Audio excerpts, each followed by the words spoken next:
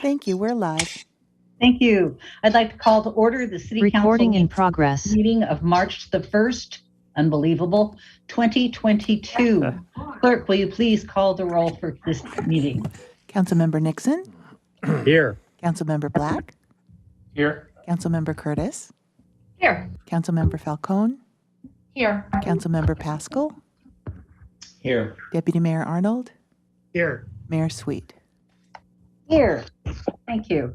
Our study session tonight is on two related topics. The first is Parks, Recreation, and Open Space, or PROS Plan Goals and Objectives.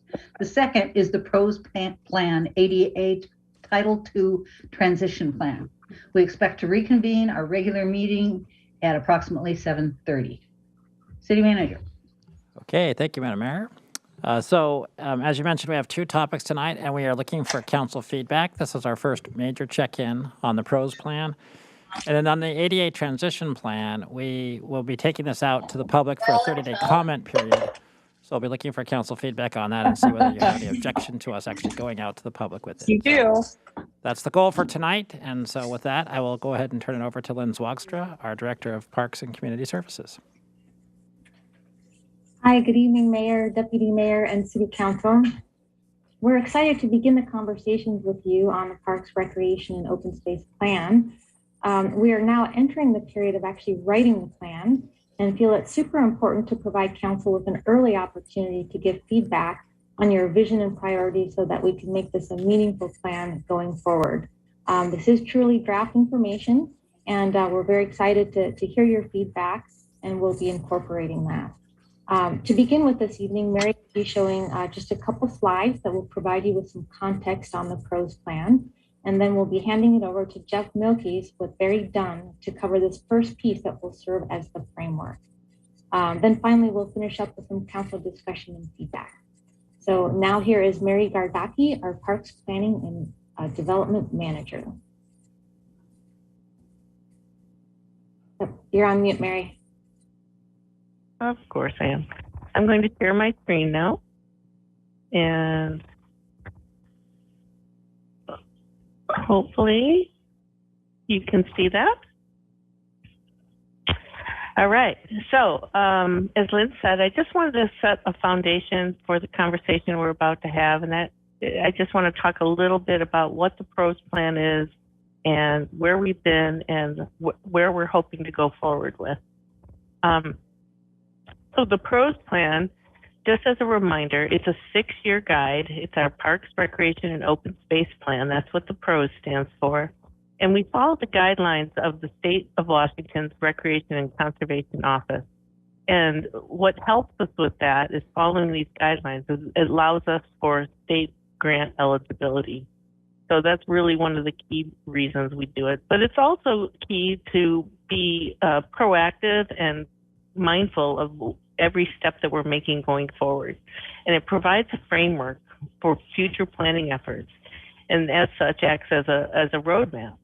Now, we can't leave well enough alone. PROS plan would have been great, but we added on the American with Disabilities Act self-evaluation and transition plan. And we also added on the athletic field strategic plan. Both of these were completed and will be part of recommendations within the PROS plan, both for capital and programmatic reasons. All right. So just a quick recap. So since 2015, we accomplished a great deal.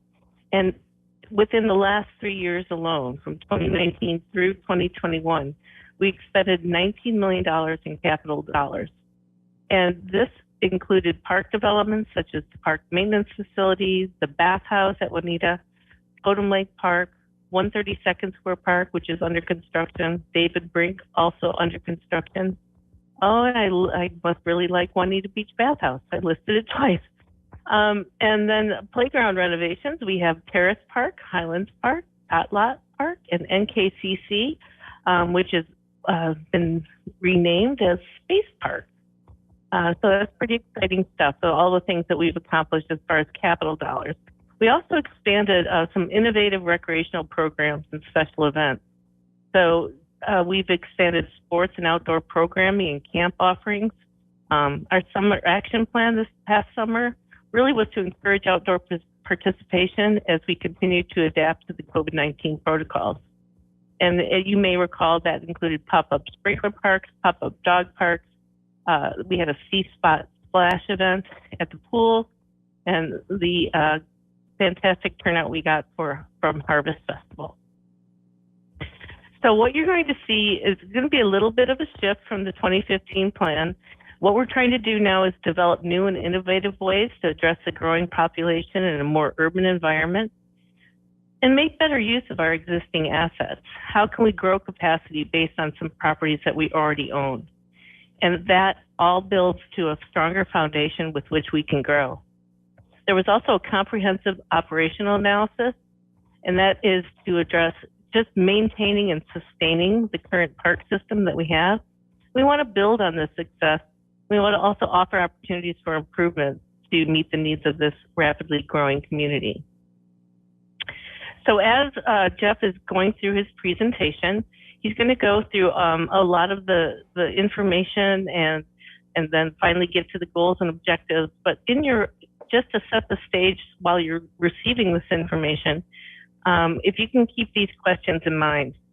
Do you feel the goals and objectives are consistent with the priorities of our community members? Are the goals and objectives comprehensive? And lastly, should the consultants continue to write the PROS plan based on this framework? So you'll see these questions again at the end of Jeff's presentation, but I thought that would be a nice framework for you to kind of engage with his presentation. So with that, I'd like to turn it over to Jeff. I'm going to stop sharing now. And Jeff Milkey from Very Done is going to present the executive summary, goals, and objectives. Jeff? Thank you, Mary, and good evening to the mayor and to council and other members on the call. It'll take me just a moment. I'm going to share my screen now. Let me see where I can find my document here. Here we go. And we'll start the slideshow. Thank you for your patience. Sometimes it takes just a little bit of technology here. Do you see my whole screen? You do. Okay. We do. You'll see the outline. I'm sorry, Lynn? We're still seeing the outline view. If you could. Oh, okay. I need to go to the presenter view then. How about now? Perfect. Okay, thank you for your patience. So again, good evening. My name is Jeff Milkis, and I work with a company called Very Done. You originally contracted with us as part of Green Play. And so to eliminate the confusion, there was a merger in January and Green Play became Very Done. We're the same team, though, that has been working on your project since we began. So since last spring, when we began working on this Parks, Recreation, Open Space Master Plan, it's become very clear to me that you have a really excellent system of parks and recreation programs, and you really have a lot to celebrate. It's my opinion, after touring the parks and really looking at things, kind of unpacking your system and beginning to repack it again, your parks are well maintained. Your programs are in really high community demand. And particularly, you do very well with members of typically underserved populations, which again is really something to, I think, to celebrate. I've found your team to be very responsive. They do a very good job marrying up what the desires and needs in your community are with what they're able to provide to those community members. However, with that said, sometimes your greatest successes can also bring along challenges. With the increase in population, it's worth noting that you have many, many very high quality recreation programs where a lot of community members simply can't find a space because they're in such demand. As you know, your waterfront parks are very well used, very densely used during the summer months. These are all exactly what you would expect from a high-functioning program in a high-functioning city. Tonight, though, as Mary said, I'd like to talk to you about kind of where we've ended up with some goals and objectives. Again, these are very, very much in draft format, and we're very interested, the entire project team that's been working on this plan, very, very interested in hearing your input. And again, those questions that Mary raised, are the goals and objectives correct, and are they comprehensive? Do they capture the essence of what your community is looking for? I'll spend the majority of my presentation looking at those and talking about those, but I'd like to give you a little bit more background first. Again, as Mary said, it's a 6-year plan, follows the RCO guidelines. We set out to really ensure we had a very, very complete community engagement process. Given the engagement efforts that my firm did, and especially the engagement efforts that Mary and that the city undertook, we've got a very, very comprehensive data set with very clear, data-driven opportunities for you to make decisions off of. We completed the needs assessment, which had very, very good return. It's statistically valid, and I think that we can count on those results.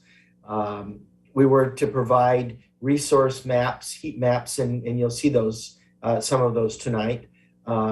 Provided really in-depth analysis of recreation programs, your organizational structure, your finances, as well as your maintenance practices. And then as we spoke about, the ADA transition plan and what we call an athletic field strategic plan, having to do with potential conversions or recommendations for synthetic turf.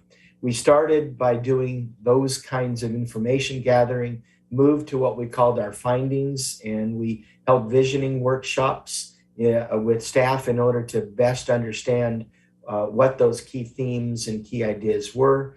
Now we're to the point where we've got kind of summary findings. We're looking at strategies, long-term, short-term opportunities for action items. And we're in the process of really working on a draft master plan. So you can see from this chart kind of where we've gone. We're now at the last of the five little boxes. Overall, public engagement or community engagement's important to highlight for you. 4,667 participants, community members provided some level of input. Some of those, smaller number, were city staff and leadership. The majority were really from different advocacy groups, community members at large, people that finished the survey, focus groups, and indeed yourselves as stakeholders during the initial interviews. We looked at other opportunities that were presented to us in terms of athletic fields, user groups that we brought together. There were many other opportunities, emails, voicemails that came in on the branded Play It Forward webpage and others. So we also had a unique opportunity here to gather information that was presented to the city by the youth of your community. And of course, as far as my thinking is, that's really a critical piece. They will be the individuals who will be, really getting the real benefit from such a plan over the years as they age.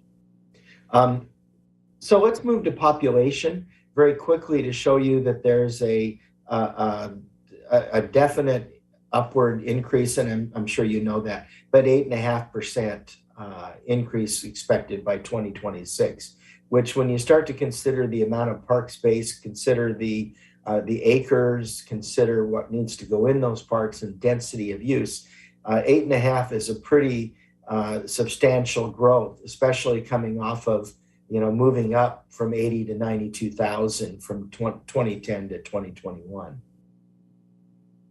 So we ended up with some themes that came out of all of this input that we received. And these are not the only themes, but these are some of the ones that we just heard over and over and over again. And we heard them from staff, we heard them from community members, and we were able to package things together where it really made sense to be able to tell you that we think that these are the main themes. There are concerns that as the community grows, you'll need to increase the staffing levels. Non-traditional funding sources are, maybe real opportunities for the department. There's a need to continue to rely on partnerships. We know that your annual costs for material supplies go up incrementally each year. It's something to pay attention to.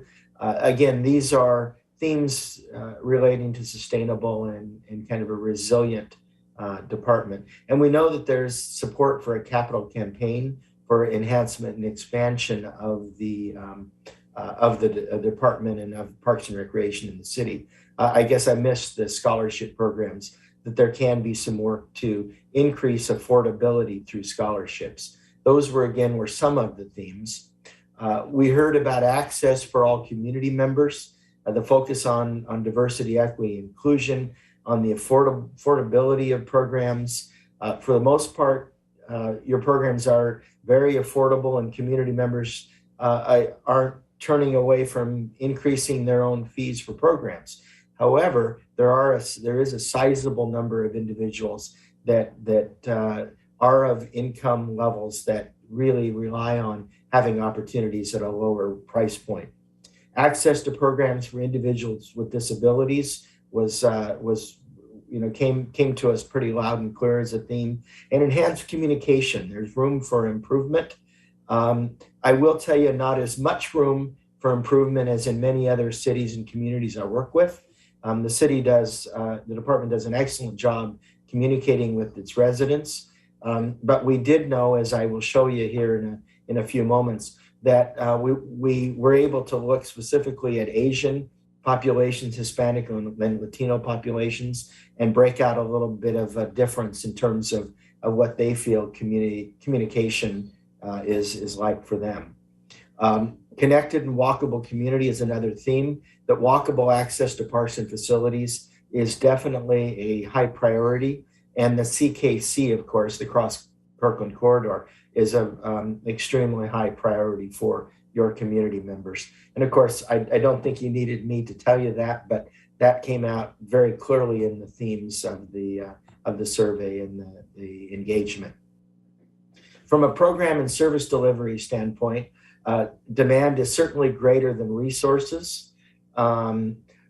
There's some things to look at in terms of how equitable distribution of programs, activities, and events may be. And I think that may be related directly to opportunities that you may have to increase the number of community centers and ensuring that those community centers end up in locations in the city where the need is the greatest. Additional and enhanced culture activities. And then the last one, I like the reference, if we build it, they'll come. Meaning that potentially the two community centers and the seasonal outdoor pool at Peter Kirk are simply insufficient to meet the growing demand you have today and into the future. Parks, facilities, and infrastructure. I think you're fully aware about dog parks. Brian, who's on the call, will tell you a little bit about the transition plan, but roughly $5.4 million in mitigating barriers.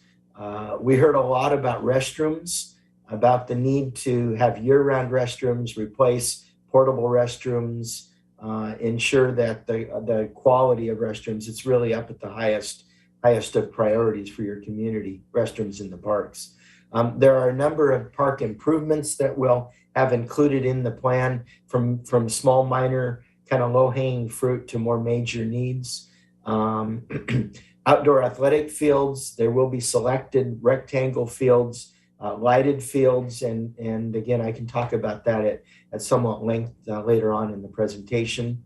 And then, of course, enhancement to park maintenance resources is really something that has come forward. Your community is very, very happy and satisfied with the condition of the parks, but there are folks who voiced concern that they may not continue given changes. So let's look from the survey very briefly, just about some of the top themes: trails, parks and open spaces, restrooms, and then it falls off a little: off-leash dog areas. You can see here that the basic, having enough parks, having them, having open spaces that preserve the natural environment, having trails, having a connected system, and especially that would link up with your active transportation plan is really important to your community. What can you do to increase participation? Year-round, again, you can see that the themes continue to come through. Additional facilities, perhaps an indoor aquatic complex or swimming pool, better lighting in some of the pools, and then, they're fairly consistent. Improved communication, and again, year-round restrooms. These are just some of the items that are highlighted from the survey. Most important needs for improvement. By the way, I might mention that you see an N equals number off to the left. Those are the number of survey respondents that answered that particular question, that gave us an answer. And you'll see that throughout some of these slides. Overall, I think we were north of 3,000 survey respondents. And so anytime you have a number that's over 3 on a scale of 1 to 5, it's looking as though there is a consensus in the community that these things are fairly important. The top important need for improvement: indoor aquatic center, new parks in the north area of the city, an additional indoor recreation center, perhaps new parks in my neighborhood. You can see that these all kind of flow through. Here's one that I think you can really celebrate, and I think it's really, really great. I feel welcome in my park or recreation facility. We asked this question on the survey and then broke the data out based on the ethnic background that people reported. And 4.3 is overall in the community. That's a really high number for a survey, but the Asian and the Hispanic Latino population at 4.1, 4.2 means that your community is a welcoming environment for individuals that typically may be less or underserved, and certainly something to celebrate. So when we ask about communication, we broke it out by ethnic background as well for those 3 kind of groups. And you could see that there is, as I would probably have expected, the effectiveness of communication is pretty similar, the same for the overall community and the Hispanic Latino population, a little bit less for Asian populations. And some of this could be a factor of new immigration. It could be languages spoken. There are a number of things, but still, I don't see it as a terrific issue that we need to deal with like tomorrow. But I think overall to acknowledge it and to make it a priority, that when you do communicate with the community, that these numbers, it's aspirational to line up to be pretty consistent. So we ask about funding and support for funding sources. And the top 2, bond referendum for specific projects and a bond referendum for indoor aquatic, and a bond referendum for indoor recreation center, we're all very close. You can see the probably or definitely support at 60%. This isn't intended to remove or eliminate your necessity to do actual polling when you decide whether or not to look at a bond, but it does give you a good jumping off point, and I think a very positive opportunity. I think it's interesting that you've got a sizable amount of the survey respondents that say, if there's a need to increase my user fees, I'm happy to do so. So now we'll move into the Kirkland System, the LOS. I need to move us out of the way real quick. Okay, the system itself, again, highly functioning, and there are some questions that we ask ourselves that when you start to evaluate a park, that you start to look at, how effective is this park for the user experience. I look at, I'm always concerned, how far is the park from the user? What is their access like? What do the parks have in them, and how dense is the use? The typical level of service analysis scenario looks at level of service from an acreage per 1,000 population, and such as the Trust for Public Lands provides an awful lot of really good data. Doesn't necessarily look at what's in the parks. And for me, I think that's a really critical thing. And so we use what we call a component values level of service analysis, which is a geo-referenced amenity standards process.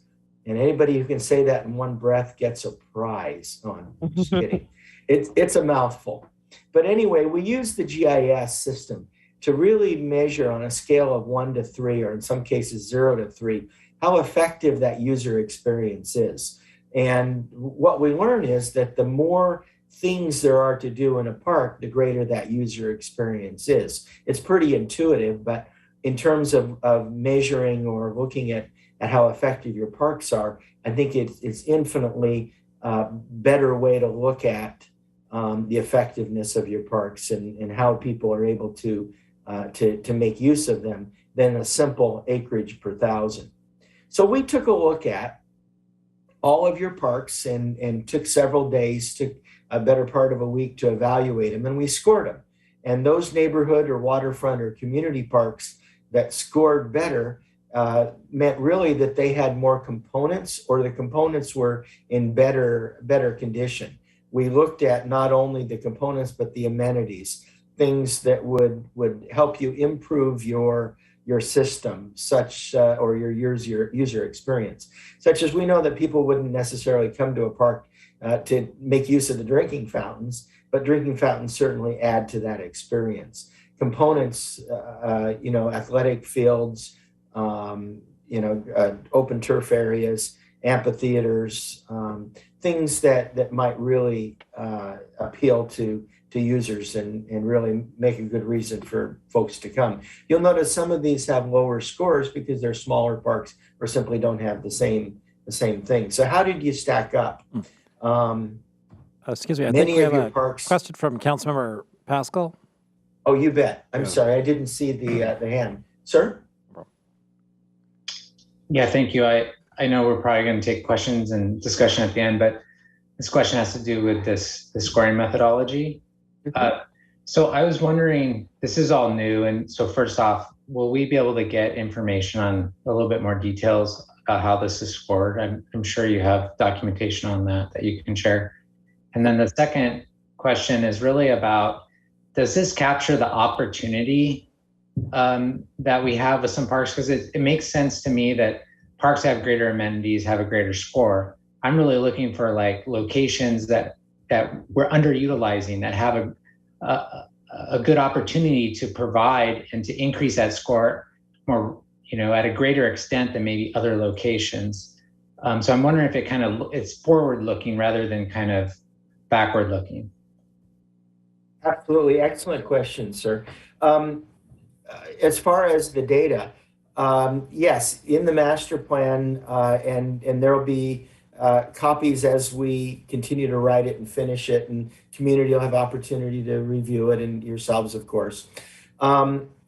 There will be quite a bit of data on each park. We've created what we call an atlas for each, or an atlas page, making up an overall parks evaluation atlas for the entire system. And each park has each component and each amenity as it was evaluated. So you can break out and see what makes each of the parks, what leads to each of those scores. As far as opportunity goes, forward looking, absolutely. There will be recommendations for each park in terms of infill opportunities that would raise the score or raise the level of service in each of those parks. We look at density overall in terms of the use of the parks, but we also look at where are the park opportunities on what we call a heat map that will show what the access is for folks to a particular park. And from there, we can recommend that in these neighborhoods, because we have the data by neighborhood, we need to prioritize certain parks or or not. So I hope that answers it. Yeah, I just see. to clarify, so the score doesn't necessarily indicate the opportunity. That's a separate kind of analysis that you'll be doing and sharing as part of the pros plan. Is that what I heard you say? Well, kind of. We'll be presenting in the plan the kinds of things at different phases of implementation. So you'll have short-term, midterm, and long-term opportunities, and those will be broken out to say, perhaps a new playground at X park. How much that will change that GRASP score, we haven't gone into that kind of detail. We don't know exactly which one of the recommendations will be funded and when. Okay, thank you. But it is absolutely forward-looking. Okay, thank you. Councilmember Curtis. Thank you, and thank you, Councilmember Pascal, for that question. I had a similar question. So to expand on that, it sounds like we'll get recommendations. South Rose Hill, it would be great if it had a pickleball field court. But Correct. Are we also looking at new opportunities, and in particular, playgrounds on the CKC or something like that? So will you be making recommendations along those lines too? There will. For those kind of specifics, we have said, here's what we need in the community based on whether it's capacity issues or community input that told us that we need X number of new basketball courts or what have you. The recommendations will call out that number, and will call out the areas within the or within the system where you need those. Specific infill for a specific basketball court, say at a particular area of a particular park. We weren't planning on that kind of detail, but there will be plenty of detail to, if this makes sense, to prioritize where these should go. What the needs are and the location for those needs. Okay, but not specific about particular recommendations for specific parks. Well, in terms of some of the parks, it will not be, let's see how I can say this. It'll be in the recommendations to say, for David E. Brink Park, here are 3 things that probably would make very good sense and that meet the criteria for what the city needs.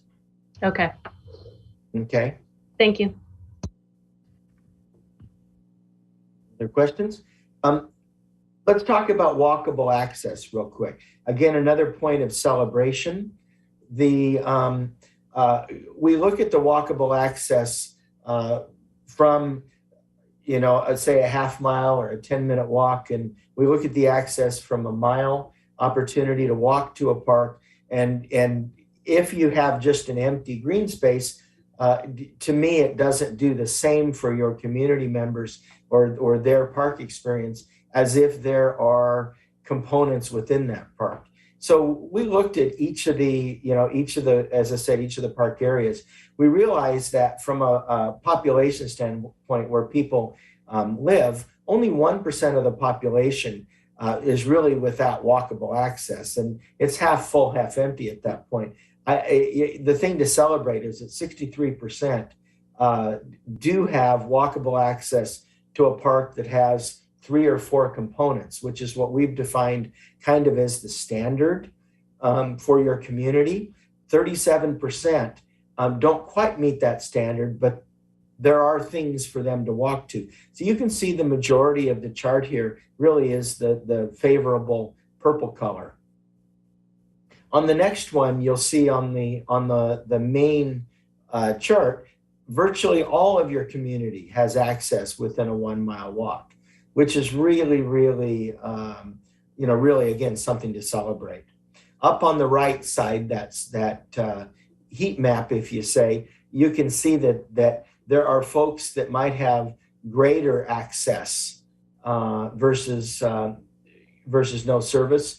you'll get quite a bit more of this data and these mapping in the actual plan. It's a little hard, I think, to see, but the access is very, very good in your community. So to kind of get to the meat of what I wanted to talk about tonight, recommendation focuses and timeframes, to let you know that the plan will be broken out into short-term, midterm, or long-term.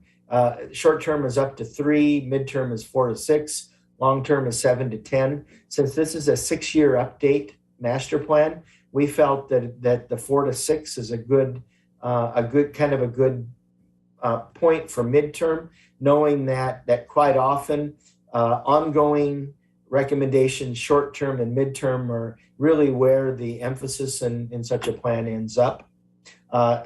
Typically, some of the long-term you might expect to meld over into the next updated plan, but they will be available and they're there and certainly recommended.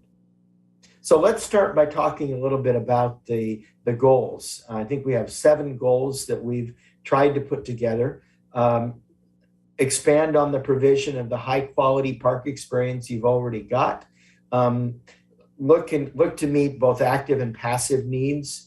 I might mention that before we get too into the goals and objectives came from a series of different sources. In a sense, the level of service analysis, the input, the survey, but also other project work that's been done, other planning efforts that the city has undertaken. Indeed, your comp plan, the previous master plan, we worked and looked at a draft, I think, of the active transportation plan, your sustainability master plan. There's a number of other project work planning efforts we looked at. And so all in combined, these are the objectives, and underneath each of these objectives in the plan will come 5 or 6, sometimes maybe 2, sometimes more action items that we will be able to then put into that short-term, midterm, and long-term kind of planning horizon for working on. So continue to maintain, expand, and improve your facilities. Look at components, amenities, base it on GRASP, base it on population growth, the urban development guidelines. We know you've got the new transportation hub in a sense, and that's going to have a real impact on what you need to put where for those locations. Repair, upgrade, replace low-scoring amenities from the inventory. Enhance user experiences, make the parks more beautiful, more aesthetic. Explore opportunities for an off-leash dog area. Continue to expand, improve pickleball opportunities, improve new components, availability, efficient operation of park resources. The list, is let's see, prioritize and improve safety and security in the parks is important. And I might mention that during my visits and the other work that we've done, I've been very impressed with the proactive nature that your parks employees, from the front line up through the supervisor, take in order to deal with what could be a fairly substantial homeless issue. Can tell you, I'm calling in from a suburb of Portland, Oregon, and you've done very, very well in that area. Maintain waterfront parks to connect community members. So that's the first one. It basically talks to the user experience in parks and what can you do. Okay, Jeff, I see there's a question. Yeah. Go ahead, Deputy Mayor Arnold. Thank you, Madam Mayor, and thank you, Jeff. Part of your introduction here talked about opportunities to do things with the Cross-Kirkland corridor, especially as we look at our regional centers and the fact that we don't have big opportunities with big pieces of land. I think we're going to be more innovative in what we're doing. I'm wondering do you envision things like linear parks on the Cross-Kirkland corridor envisioned? Because I don't see a specific objective on that, and figuring out how we do that is actually a pretty major piece of work to be able to get right.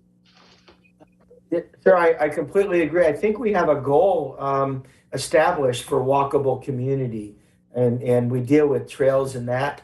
Let me see if I get to it here. Yeah, the goal around walkable community, though, I want to be thinking of this not just as the corridor is walkable community and a trail, but things like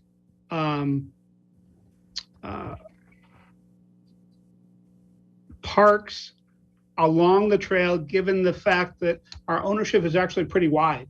And so there is opportunities for some interesting park amenities there beyond the access and connectivity that you mentioned in that other goal around a walkable community.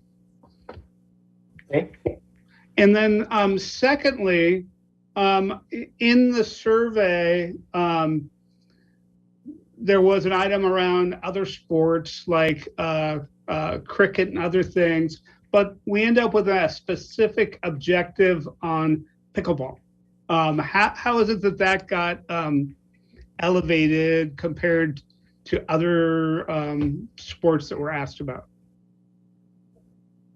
Okay, if I may, I'll start with the improving the objectives on trails. Okay. To ensure that amenities, connectivity, that we do a little bit more in terms of reviewing what the new active transportation plan means, and possibly adding additional objective to kind of address the areas you're talking about. That'd be the first one. If you can help me again, I didn't make my note on the second Sure. item. And I apologize for interrupting you on that. Secondly, you have a specific objective Pickleball. on pickleball, whereas the survey results that you overviewed had a number of sports listed that were asked about. How did pickleball be the one that gets elevated as a specific objective? Well, in the community, the public input portion of the plan, we received quite a bit of pickleball information from people. It looked as though it was pretty popular. It's one of those sports that until you build it, they don't know to come. And once you do, so we did what we called a relevant research trends kind of analysis. We looked at what we thought going through the state of Washington data from their, I call it their SCORP report, but it's more the statewide comprehensive outdoor recreation information. We looked at the again, what the themes have bubbled up in the region and around the country. And we believe that that's something that will be really, really popular and growing. We heard from staff as well that the existing opportunities are very well used at times. And so that's kind of how that bubbled to the top. Okay. And then finally, you've got an objective on restrooms. You mentioned a couple of things in your presentation. One was year-round restrooms being open versus portables. But it's unclear to me how much feedback we got about folks that wanted a restroom in their park that didn't even have it.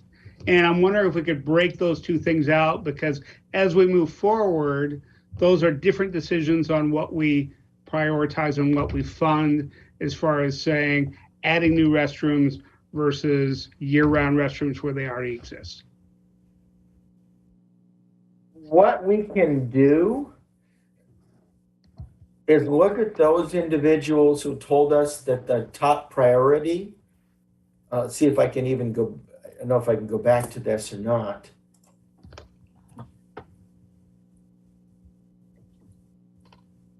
That's a really, really, really good question.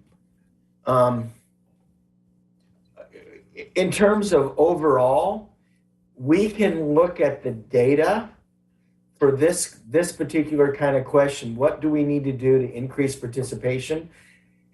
And again, the top answer around the community was that. We can break it out by neighborhood and then equate the parks in those neighborhoods to that data point, if that makes sense. I think that would get us closer to what you're looking at. I don't know, we don't necessarily have data per individual park that somebody said, you know, this is my park and this is what I'm concerned about. Got it. And then a final comment, you mentioned in your presentation a potential future bond. As we talk about this in the pros plan, I want to make sure that we're talking about, we mentioned a bond, levy, or a Metropolitan Parks District. We want to keep our options open as we have a community discussion about this.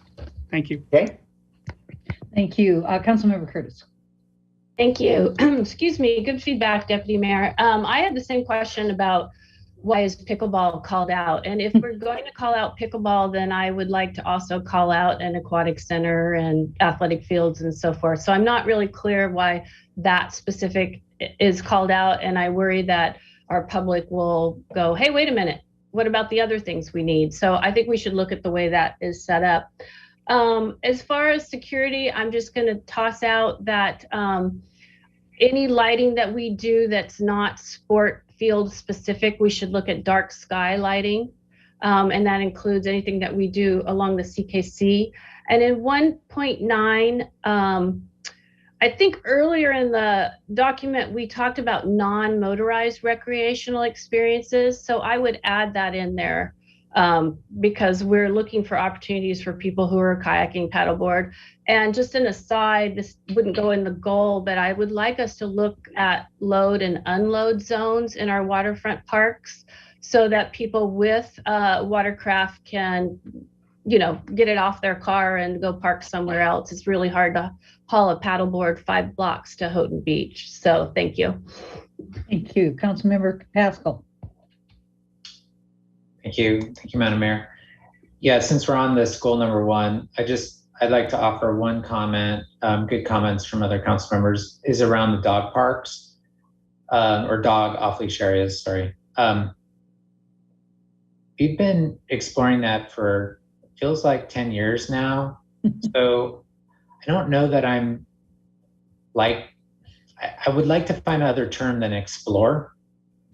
I feel like we need to be more about implement and explore other, I mean, we need to take action.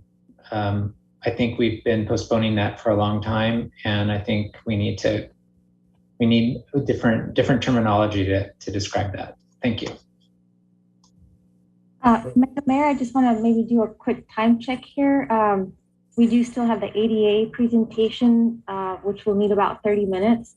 Would you like us to kind of go through the rest of the goals, or just go ahead and take the time necessary to go through each one at a time? Council, I know that a number of you have questions that have not been addressed yet, and we're probably waiting till the end of the meeting.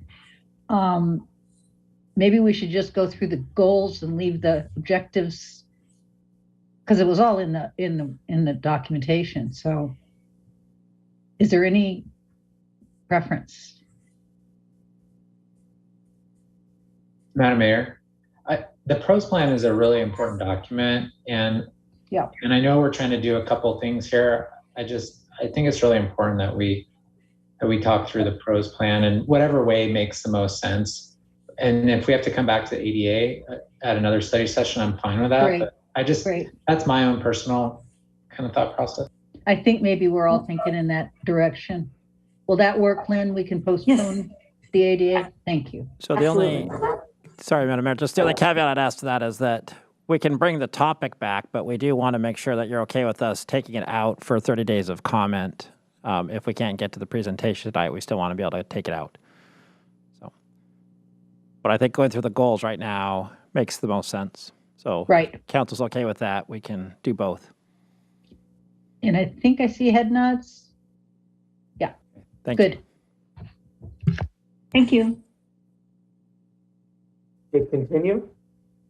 Goal number 2 is to aspire to be a connected, walkable, and bicycle-friendly community. And that has everything to do with access to parks, trails, connectivity, alignment with the active transportation plan, as we said. And probably we need to go, or not probably, but we need to look into additional objectives there. The third, continue to provide a wide variety of recreational services, facilities, programs for all ages and abilities. Maximize the use of existing program spaces. Work to identify additional program spaces. This one's important to call out because you simply have more demand than you do for programs, and you need 2 things really for a recreation program to do well, and that's high quality instructors or leaders for the programs, but also a place to put the programs. Ensure, as I said, equitable distribution around the city. The others are more, you have more to do almost internally. Ensure that you've got a way to evaluate the recreation programs in addition to what you do now, to ensure that you can always take programs offline if they aren't getting the kind of use that you'd want. Coordinate with other partners in the area so that you're not trying to do it all yourself, and that you do have quite a few other groups in the community who can help meet some of those needs. Goal 4, organizational resilience. This is internal to the organization, but be sure to continue to look at the organization to ensure that as population grows and in terms of succession planning, make sure that you've got the right structure, and that will include over time additional positions, and we'll break them out as recommendations that would be for what we think is necessary, and that'll be 8, and the remainder will be what an ideal organization would probably look at. Majority of those would rotate around the park maintenance opportunities. Continually engage and connect with community members. You already do such a great job at this, but to continue kind of march forward. Communication, there'd be a number of things in the master plan to talk about it. Ensure that planning documents as you use kind of follow the best possible standard. Dedicated funding options, capital bond, we spoke about. Maximizing volunteer opportunities, partnerships, and really aspire to be at the top. And this was my way of really creating an objective that says, you've got a lot to celebrate, and I think it's at a certain point you'll be in the running in preparation for a potential National Association Award to be looked at as one of the finest agencies in the country. The 5th goal, prioritize access, and this really has to do with diversity. Jeff, I'm sorry. There's a question from Councilmember Curtis. Yes. Sorry, Jeff, I was trying to catch you before you went to the 5th slide.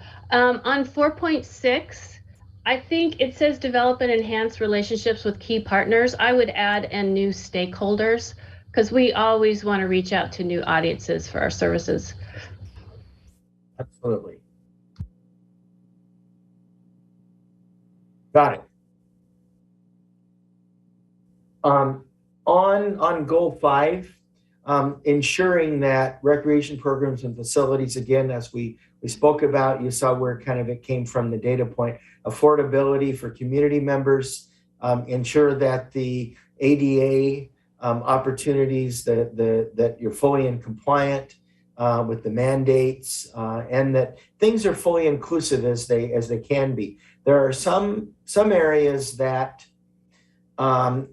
folks will say, well, a certain kind of fall protection may be acceptable, and it may marginally meet the ADA, but that doesn't mean an individual, say in a wheelchair, can make it through where they need to be. So again, this is to really put the highest of focus area, and we felt it deserved its own goal.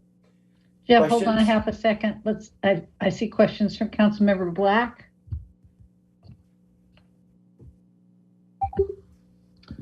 Yes, thank you, Madam Mayor. So I just wanted to take a closer look at one of the objectives, Objective 5.3, continue to help ensure recreation programs and facilities are affordable for all community members. I think that's an important objective, a big supporter of this goal overall. I think there's a concept implied in that, but it's not very clear. It's not as clear as I would like to see it. I mean, we know that, as a city, we can't provide all of the different programming that our family with youth are interested in. And we also know how important sampling different types of activities at a low cost with low barrier to families, how important that is to our youth, both their physical health, but also their emotional well-being.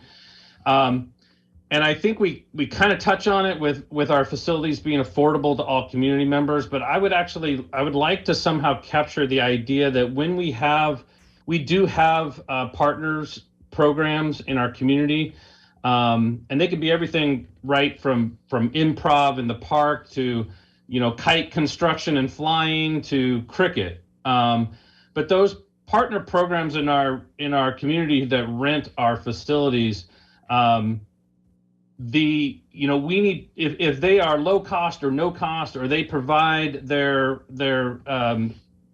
programs with scholarships, I would like to emphasize keeping our facilities affordable to those partner programs too. Those partner programs that are low cost, no cost, have scholarship programs, because ultimately a family deciding on different activities for their youth, their cost is the cost of the program, not the cost of the facility that the city makes available, right? And that cost is going to flow. That cost of our facilities is going to flow through our partner programs and ultimately down to our families. And that's the level at which our families are going to be examining this and making decisions about sampling for their youth. So I would just like to capture the idea that our facilities are affordable for all community members, including our partner programs who provide low cost, no cost programs for our families. I hope that makes sense. It makes all the sense in the world. I appreciate that. That's will definitely be part of this objective. Thank you. Thank you. Councilmember Falcone. Thank you, Madam Mayor, and thanks, Jeff. I agree, just for the record, with Councilmember Black's comments that he just made, and I appreciate you bringing up sampling of activities too. I know that's something that's a passion of yours, Councilmember Black, and I always enjoy hearing you talk about that. Well, it comes as no surprise that this is a goal that's of high priority to me, perhaps above some of the other goals even as well. I have a few comments. So I was really happy to see this goal and the related objectives in here. For objectives 5.1 and 5.2, I'd like us to add belonging as well, as we talk about in particular gathering spaces and other things that could be part of this. A sense of belonging is really the goal that we're looking for here. So I would add the word belonging to both of those objectives. I also feel like those are perhaps for now intentionally left really big and vague because there's so much more work to do under those. And I hope to see many, many sub-objectives under both of those of the work that we do. Otherwise, it would be a really easy check the box. And, I want to hold us accountable to actually having some actionable objectives out of those two. And then my other thought is under objective 5.5, I'd like to see us add and are fully inclusive, similarly to how we have for objective 5.4. Thank you. I might mention there are quite a few action items that we've been constructing and working with already. And so we'll certainly, certainly have kind of gotten very specific as we can. But we certainly welcome, opportunity when you do review and review all the action items to, come back and say, well, you got most of them, but there's more to add, that kind of thing. Always interested in trying to make it the best we can. Next question, I think. Thank you. Councilmember Curtis. Well then, Jeff, I'm probably premature in this feedback because I had the same feedback as Councilmember Falcone, as these are really broad and it does feel like we're just checking the box. And so what the notes I'd written that we should support inclusion and culturally specific practices that would expand participation of underserved communities in our recreational programs and city events. And I also think it's really important that we provide supportive programming for disabled and neurodiverse participants, as well as teaching in multiple languages. So I really want to make sure that we get those sub-bullets in there for the next review. Thank you. You said a lot, but I think I recorded most of it. Thank you. Yeah, the objectives, again, it's difficult to evaluate them until you see the action items, but it gives you a good flavor for it. The internal is everything from setting, ensuring that buildings are correct and staff have the right kind of training and all of these kind of things. But the external really will, there's quite a bit there. Everything from cultural events and activities to ensuring that language and communication is in appropriate language and the such. Okay, I don't see any other questions. There we go. Goal 6, enhance and improve access to athletic and sports opportunities. We looked very carefully at all of the athletic fields, and indeed we realized that the amount of rain that you get, the amount of use you get, we went through an entire process with inviting some 55 sports user groups to participate, had about 24 fill out surveys, had several meetings we invited folks to, and really did an awful lot of work. We evaluated each of the individual athletic fields separately than the park evaluation. So a separate set of eyes went into each one. And so we've come together with some conclusions that are very specific to your community. So objectives, expanding capacity is really important. Figuring out a way that there's capacity for traditional and non-traditional sports as well. Enhancing the infrastructure, the components, the amenities, things that go with the sports fields. Pursue looking at selected athletic fields to synthetic turf. Looking at permitting and scheduling and how that works, because that also has a significant impact on the actual amount of use. And there are action items in there to continue the conversation with the school district to ensure that school facilities are important as well, and to what extent there's opportunity to improve or to help those as well is important. But of course, we don't want to make recommendations until we've had thorough opportunity to vet that with the school district. Let's see. There, goal 7, protect and conserve the natural environment for future generations. This has to do with implementing the sustainability master plan, the parts of it. We call out in the plan the parts that are most applicable. Looking at ongoing funding to promote and restore the environment. But really one of the more exciting parts of this is, as you've already begun to work with stormwater opportunities, looking for an intersection between stormwater needs and park space. So parks literally that might be underwater part of the time, but the ability to do both missions and create efficiencies. Fully support the urban forestry work plan. Ensuring you've got a healthy tree canopy is really of utmost importance today. And I think given all the issues with global warming and such, there will be a number of action items dealing internally as well with efficient energy use and the like, things that we know can be done to make a difference. So next question. We got a question from Councilmember Yes. Chris. I told Madam Mayor that I had 1.5 pages of notes for this conversation, so she's not surprised. So on the, can we go back a slide, Jeff?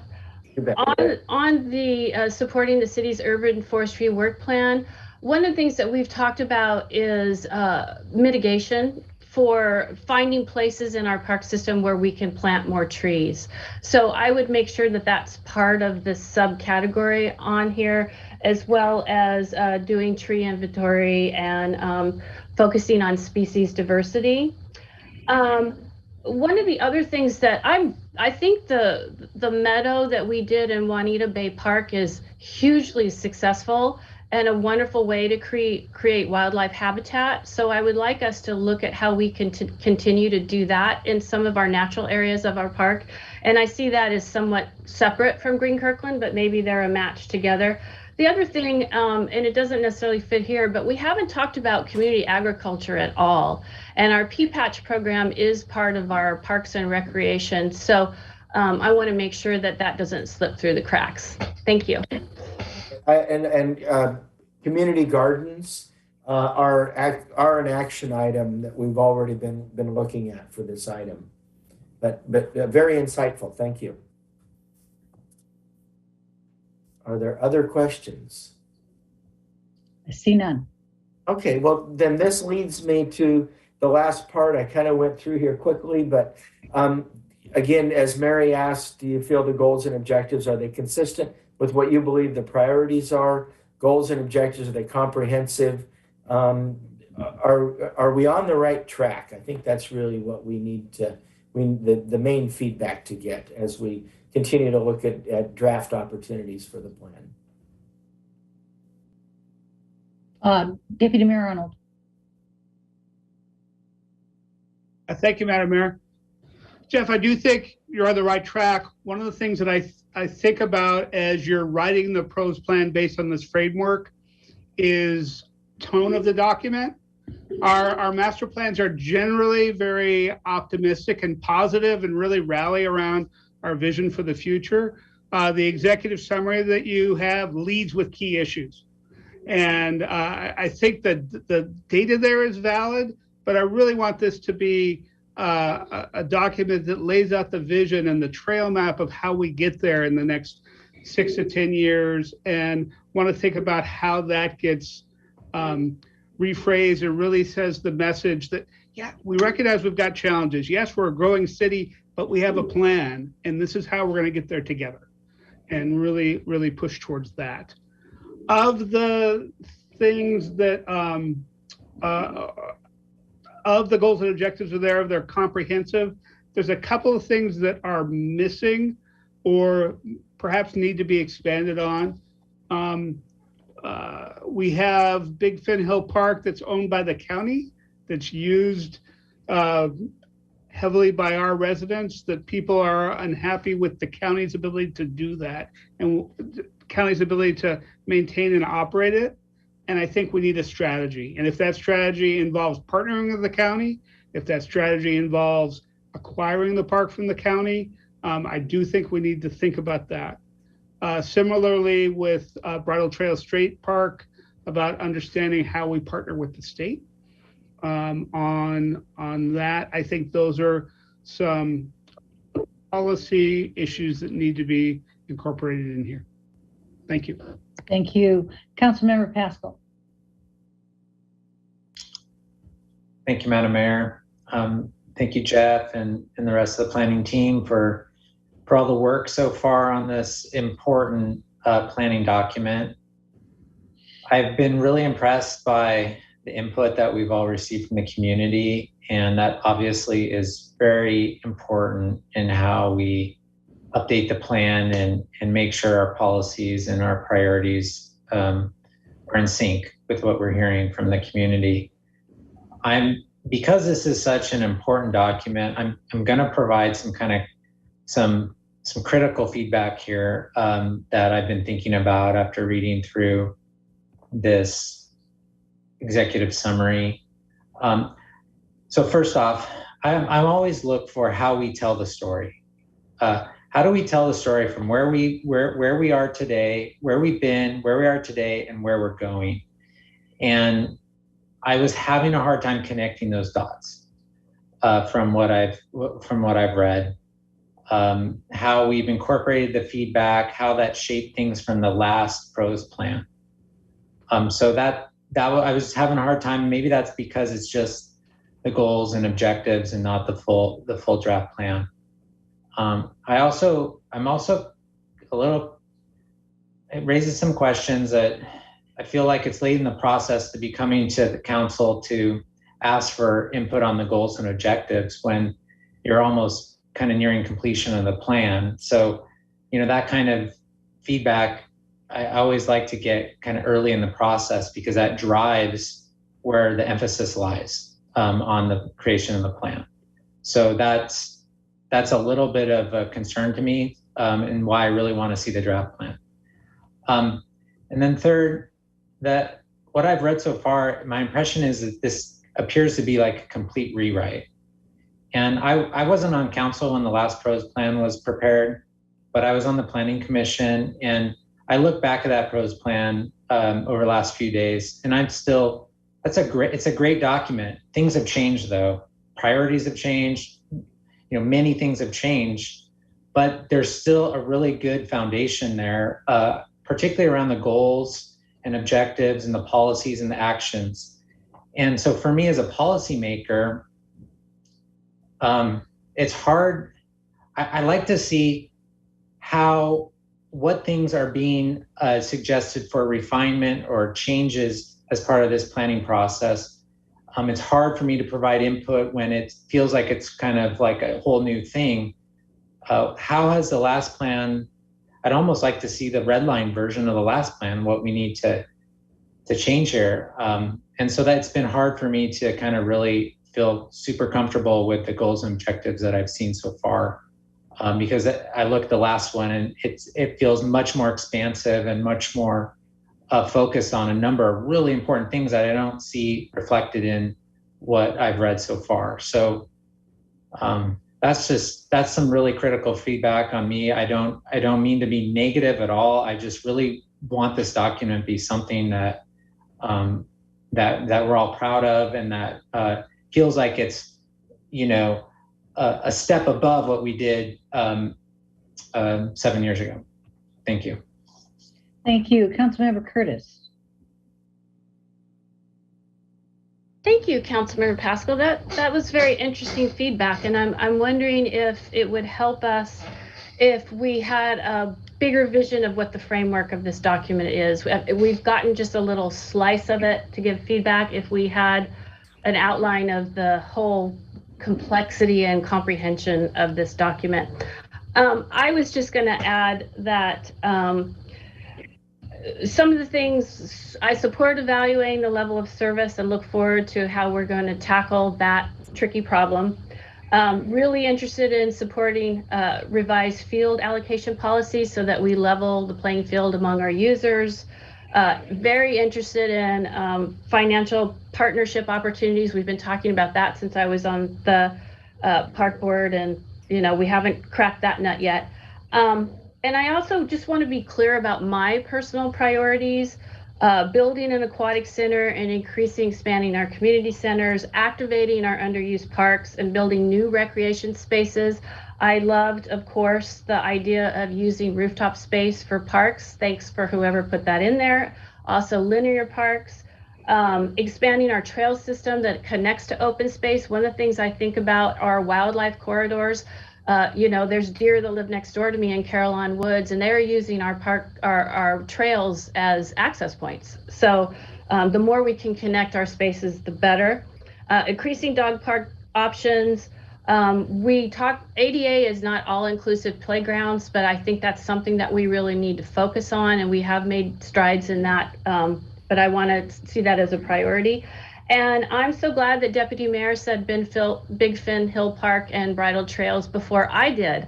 I also agree that we need to look seriously at that. And I spend a fair amount of time at the dog park at Marymore. It's 640 acres, which we don't have that. But one of the things that's really amazing about that park is it has a lot of opportunity for flexible space that can be adapted as needed. And I see that we could do those kinds of things in Big Fin Hill Park. So thank you for the presentation, Jeff and Mary. I think it's a good start, but we've got some work to do. Thank you. Any other comments? Go ahead, Councilmember Falcone. Thank you, Madam Mayor. Yes, thanks again, Jeff and team, for your great work on this and all the community input. I'm impressed by how many folks in our community have shared their thoughts with us. I think that just speaks so highly of how engaged our community is and how much they love our parks and our parks programming. So really great work on that. Following up on the deputy mayor's comments about kind of sharing a story about, being positive and excited about the future, and Councilor Pascal's comments about, past, present, future in framing the document. I want to make sure that our values are really reflected, and not just reflected, but highlighted front and center in the document. And specifically, I'm thinking of equity and sustainability. Those are two efforts that we've worked a lot on as a council in recent years, and filters that I want to make sure all of our work is centered around. And a lot of these goals and objectives really do reflect that. But I think those would be really important ways to frame the story in this document.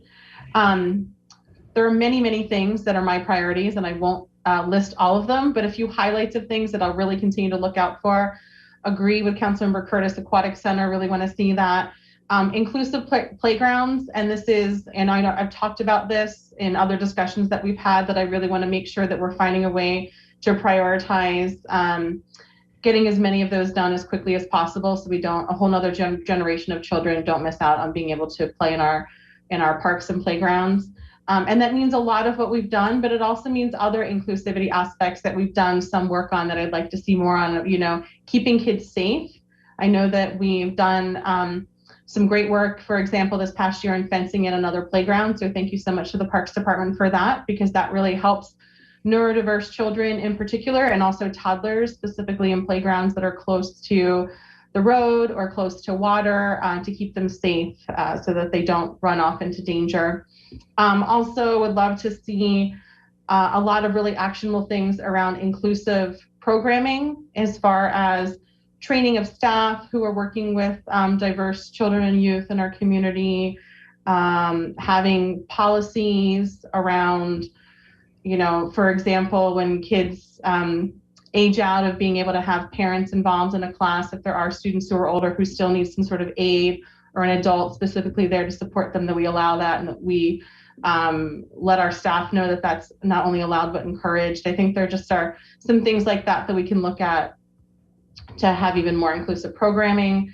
Also a focus on preserving green space, looking at places that we can maintain our tree canopy, and that we can preserve as much diminishing green space as we can as we continue to grow. Thank you. Thank you very much. I'm just going to add a comment. Thank you, Kelly, for having such a comprehensive list. I pretty much could agree. We got to get an aquatic center. We got to get it, and we need another athletic center. I really appreciate the wrapping up comments, particularly from Councilmember or Deputy Mayor Arnold and Councilmember Pascal. I think since we're on a path where in a couple of years we're going to be going to our community, and we are going to be blasting this PROS plan out in terms of, obviously it'll go out before then, but as we go forward with trying to put together a bond or a levy or whichever direction we go in, we need to be hyped up about our park system. We need to have a wonderful story to tell, to make people get excited, if you will, about the fact that we're going to go out and we're going to, for sure, we know we're going to engage them around an aquatic center.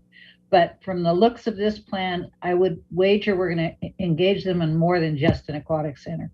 So we need to have an exciting document to sort of lead the way to beginning that conversation. And that's kind of what I would like to see out of this. I think the objectives that have been pointed out already, as well as I'm sure the actions that are going to come afterwards, are going to fill in the blanks for me. But I just want this to be a document that really pops. And I'm proud of Councilmember Pascal for going back to the last PROS plan. I'm going to go take a look at it myself and see if there was any more magic in it. I'm looking for the magic. And with that, Madam Mayor, can I just one other comment? So thank you very much for all of you for the feedback. I heard a couple of mentions of lists and ideas, and I know you're all cognizant of the time. So I just want to say on behalf of the staff, If you have things you didn't get a chance to say tonight and you have them written down, please, by all means, send them to us, whether they're policy ideas or project ideas or playground ideas. This is the time to give us specifics as well as the high level. So we will be coming back, but if you want to send to Mary and Lynn anything that you didn't get a chance to cover tonight, we would really appreciate that, and we'll share it with Barry Dunn. So Great. thank you.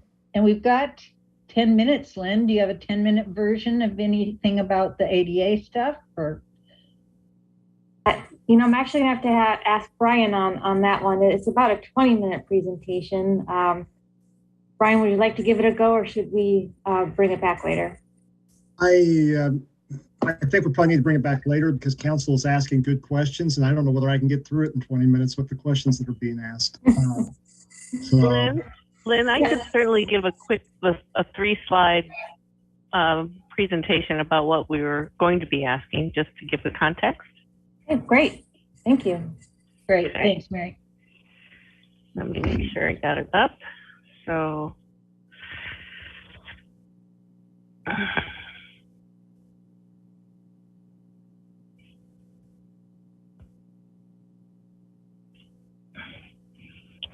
this is just was setting the stage for Brian before he gave his presentation, but we were going to go through the ADA self-evaluation and transition plan.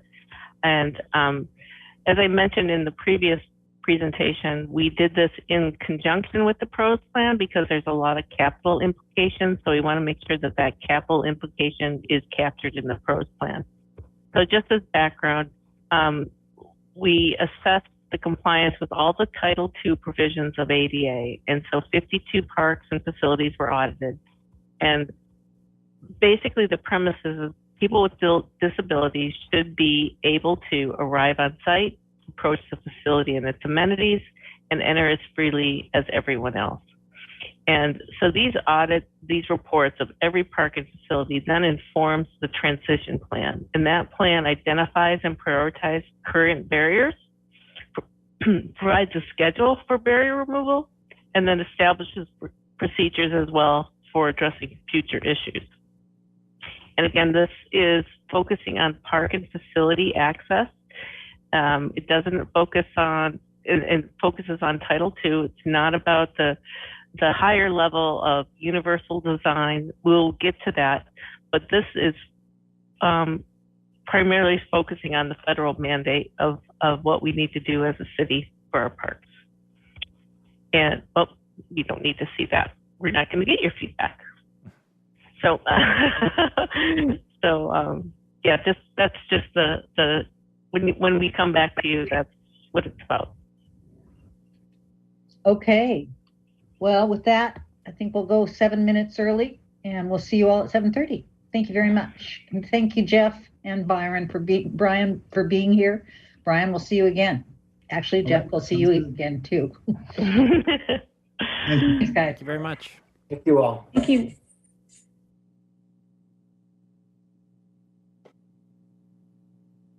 Recording stopped.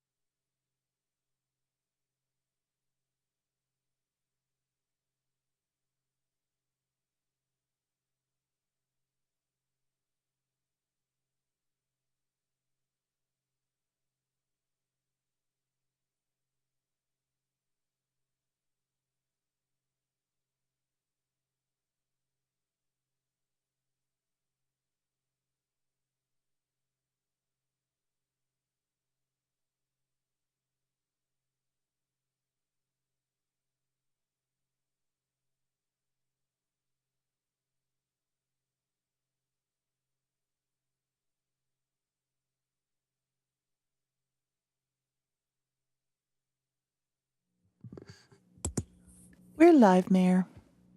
Thank you, Kathy. We are back in session following a study session on parks, recreation, and open space plan goals and objectives, and a short discussion related Title II and ADA transition plan. Before I get back to our regular agenda, I'm going to read a couple of statements, and then I have one item of business to accomplish before we move into honors and proclamations. First, I have a statement with regard to COVID-19. February the 29th, 2020, profoundly changed Kirkland when COVID-19 emerged in our community.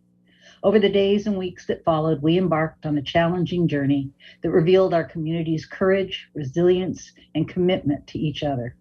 And now, 2 years later, on the second anniversary of that date, our hearts continue to be heavy for those who have suffered losses. But this council is so proud of our employees and of our community who've worked together to bring Kirkland through this very difficult time. We're entering the next phase of our pandemic response as mask mandates are being lifted. Day-to-day life hints at returning to normal. Although the pandemic is not over, we are emboldened by the results of our hard work and adherence to health guidelines. We know this pandemic has had an everlasting impact on us, on our lives, will never be the same. I invite us to reflect on our journey together that has gotten us here today. And I invite us to dream forward as we envision the future we all want to create, and that we will continue to make Kirkland the best place on earth to live, work, and play. The second statement is a statement of support for Ukraine. The city of Kirkland adds its voice to the many other governments in condemning Russia's unprovoked and destructive attack on Ukraine. We join calls for an immediate end to this conflict. Our thoughts and our prayers are with those experiencing terrible suffering because of this unjust attack.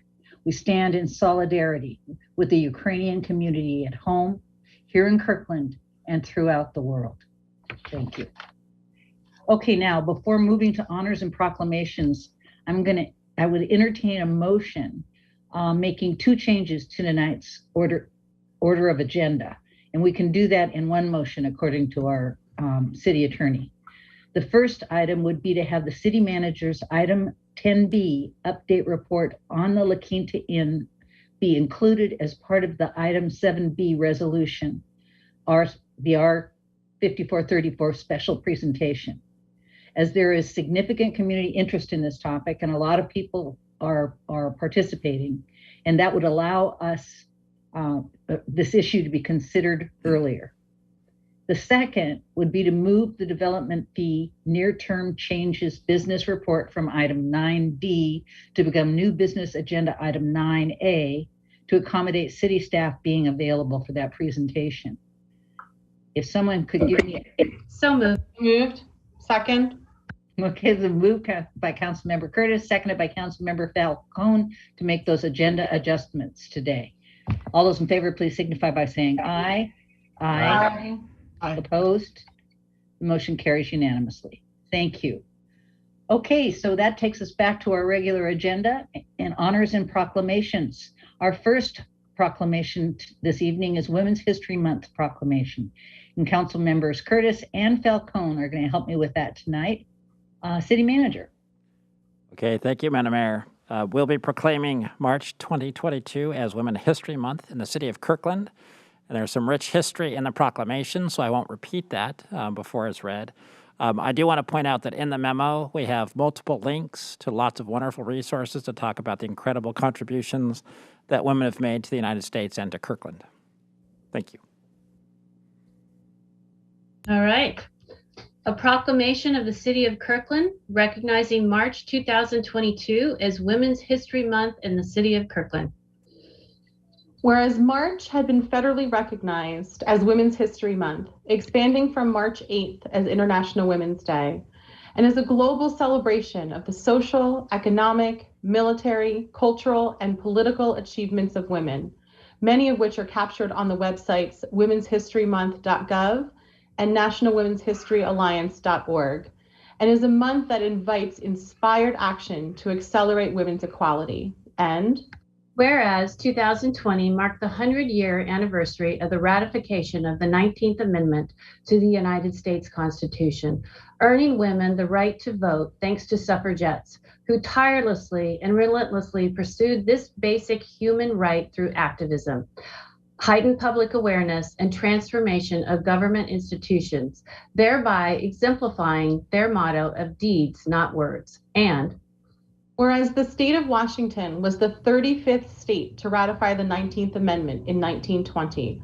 but thanks to the devoted efforts of Washington suffragists, our state had won statewide suffrage 10 years prior, with the right for women to vote earned in 1910, and the state swearing in its first female legislators in 1913. And whereas the Women's History Consortium, created by state statute in 2005 as a Washington State Historical Society-led initiative, is dedicated to preserving Washington women's history, and all residents of Kirkland are encouraged to visit the website at washingtonhistory.org to learn more about Washington's extraordinary women.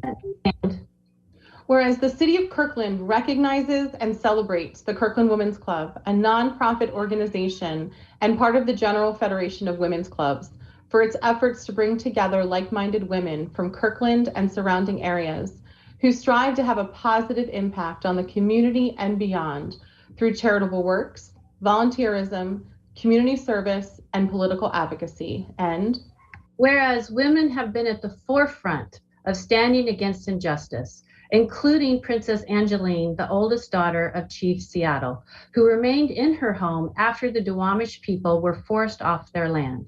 And whereas the struggle for women's rights depends not just on one's gender, but also on the intersection of gender and race, among other identities. And this struggle must be for and celebrate women of all backgrounds. And whereas women have played a vital role in Washington government, including women like Bertha Knight Landis, who was one of the first women elected to the Seattle City Council in 1922, and the first female mayor of Seattle elected in 1926, making her the first female mayor of a major U.S. city. And whereas Washington Governor Dixie Lee Ray, elected in 1976, was the first female governor in Washington state and the 5th female governor in the United States. And whereas the state of Washington is represented by women serving in the United States Congress, including United States Senator Patty Murray, elected in 1993, and Washington State's first female U.S. Senator. And also United States Senator Maria Cantwell, elected in 2000, and the state's second female U.S. Senator, along with 6 women representing the state of Washington in the U.S. House of Representatives. And whereas in 2007, Nancy Pelosi became the first female Speaker of the House of Representatives, a position for which she was reelected to her 4th term in 2021. And whereas in 2020, Kamala D. Harris was elected Vice President of the United States and is the first female Vice President in United States history, as well as being the first Asian American and the first African American Vice President in the United States history. And whereas the state of Washington currently ranks 6th in the nation in the percentage of women in the state legislature, in 2019 celebrating a landmark year that welcomed a female majority in the House Democratic Caucus and the state's first ever elected female House Speaker, Representative Lori Jenkins. And whereas the city of Kirkland is proud of the influential women within its elected body, with 3 women council members, including Mayor Penny Sweet, Kelly Curtis, and Amy Falcone, and with the Kirkland City Council selecting a woman to serve as mayor for 12 consecutive years. And whereas the city of Kirkland is a champion for women in leadership, with women holding cornerstone positions within the Kirkland city government, including Deputy City Managers Tracy Dunlap and Beth Goldberg, Human Resources Director Truck Deaver, Police Chief Sherry Harris, Director of Information Technology Smitha Krishnan, Public Works Director Julie Underwood, and Parks and Community Services Director Lynn Zwagstra. Now, therefore, I, Mayor Penny Sweet, on behalf of the Kirkland City Council, proclaim Monday, March 8 as International Women's Day and the month of March as Women's History Month in the city of Kirkland. I call on all residents to celebrate the historic and current achievements of Kirkland women in the arts, culture, business, nonprofit, religious, and civic institutions in our city. Through courageous deeds, not words, of these remarkable women, Kirkland is one of the best cities in America to live, work, and play. Thank you both very much. That's a wonderful history lesson. Okay, and with that, we hear our second proclamation, the Evergreen Health Day proclamation. City Manager, I see we have some guests. So thank you, Madam Mayor. It's our pleasure to proclaim March 9th, 2022 as Evergreen Health Day in the city of Kirkland, celebrating the 50th anniversary of Evergreen Health. I just want to make a brief comment that it's incredibly fitting to have these guests here today and to honor Evergreen Health as we're on the second anniversary of COVID in Kirkland. And they were right with us at the epicenter of the very first epicenter of the United States, and the office of the hospital performed heroically throughout for the last 2 years. So they've just been a tremendous partner for us and for the entire region, and we're just really grateful for their efforts with respect to COVID.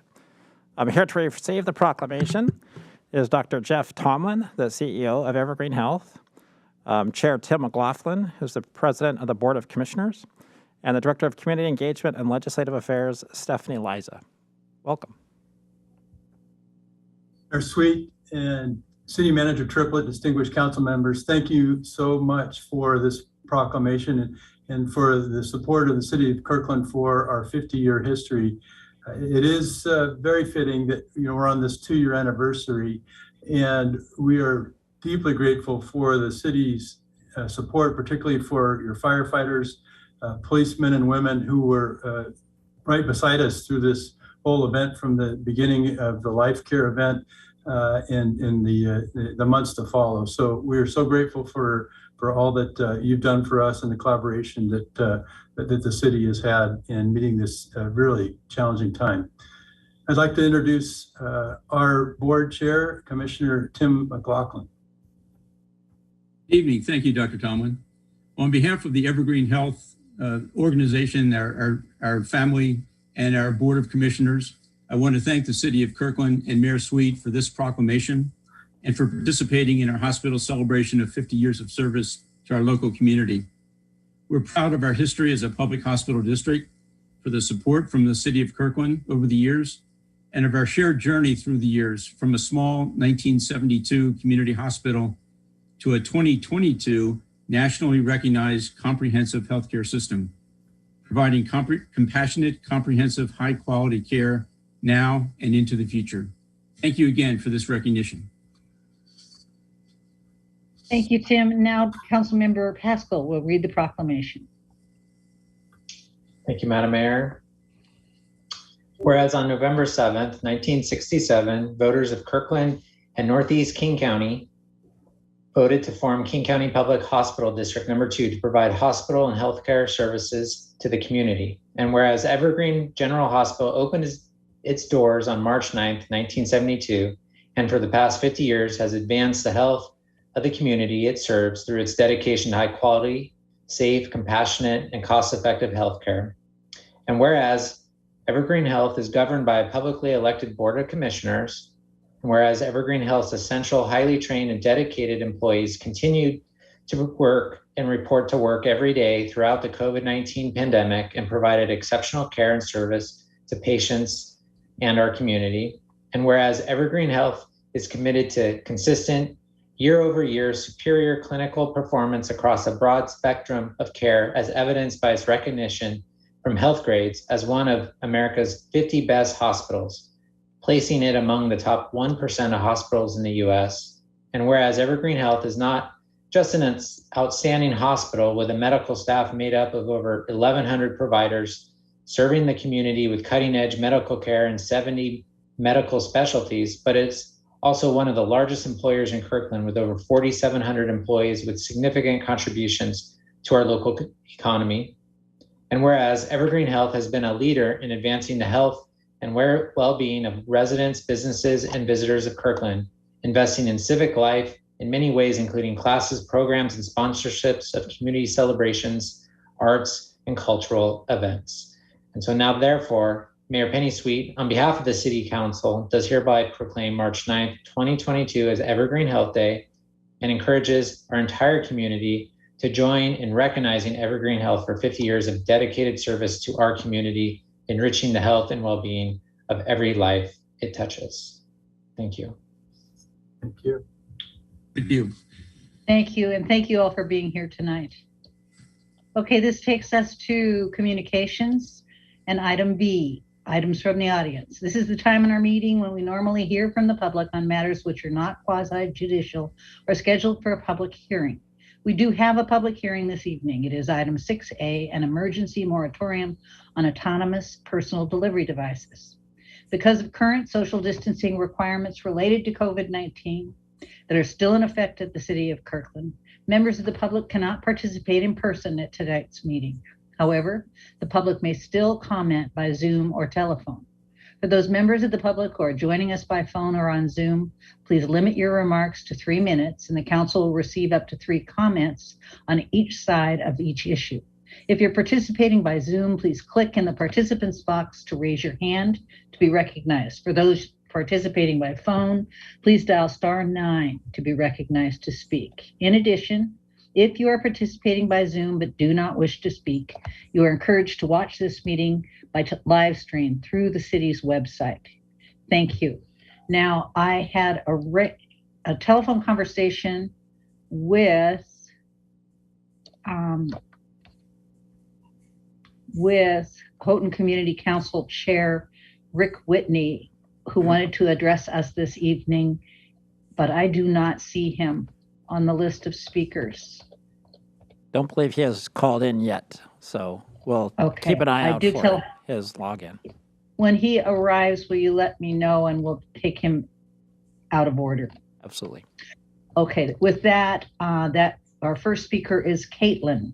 Caitlin, will you please join us and share your full name?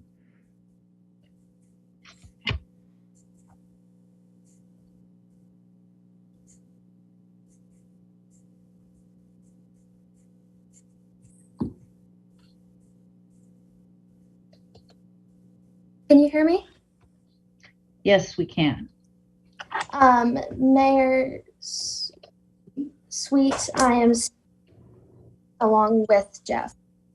Hi, my name is Caitlin. I'm a 10th grader at Eastside Prep.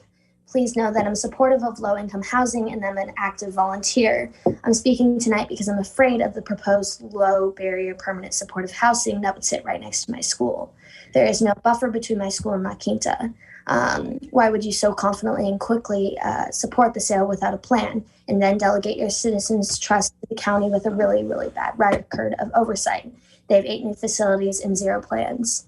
Only chronically homeless adults with disabilities will qualify for La Quinta. Most will be struggling with severe addiction or a serious mental illness. Some will have criminal records. Many won't be housing ready. I understand that many refuse shelters, often because there is too many rules. Lower barrier permanent supportive housing eliminates those rules to motivate residency. Kirkland City Council members, you know background checks will not be required. You know some residents will be convicted felons, possibly sex offenders. You know that mental health or addiction treatment is optional. You know that heroin addicts can get high in their rooms. You know there is no planned security. Mr. Leo Flor from the county confirmed this. I am afraid. And those who served at King County Courthouse were also afraid. Like my school, they had no buffer with the chronic homeless who were residing in City Hill Park last summer. The violence around the courthouse had been so bad that jurors refused to serve for fear of their safety. The sheriff ordered much of her staff to work entirely from home because of the unsafe conditions. According to the Seattle Times, the police responded to 100 calls.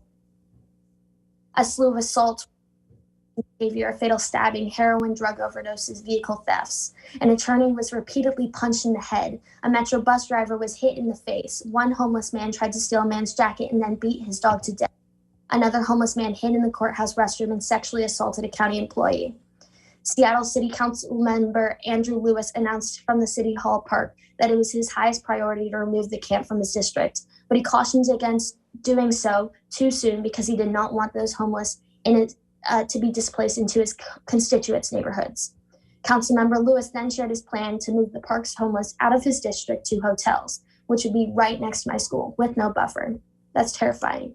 Should we call sheriff whose team stayed home out of fear? Kirkland City Council members, you have an option to not agree with the purchase. What will be your response after the first incident, the third incident, the seventh? You as elected officials are accountable for our safety. What are you gaining that you are willing to take such a risk? I understand Councilmember Lewis's motivation. What is yours? Have you spent time at the inn in Queen Anne or at Mary Pilgrim Inn? I'm afraid for me, all my friends, and my teachers. Please withdraw your statement. Consider alternatives. Please consider the risks and create a plan before you approve any sale. Thank you. Caitlin, what is your last name, please? Miller. Thank you. Okay, that'll bring up Jeff Cheney.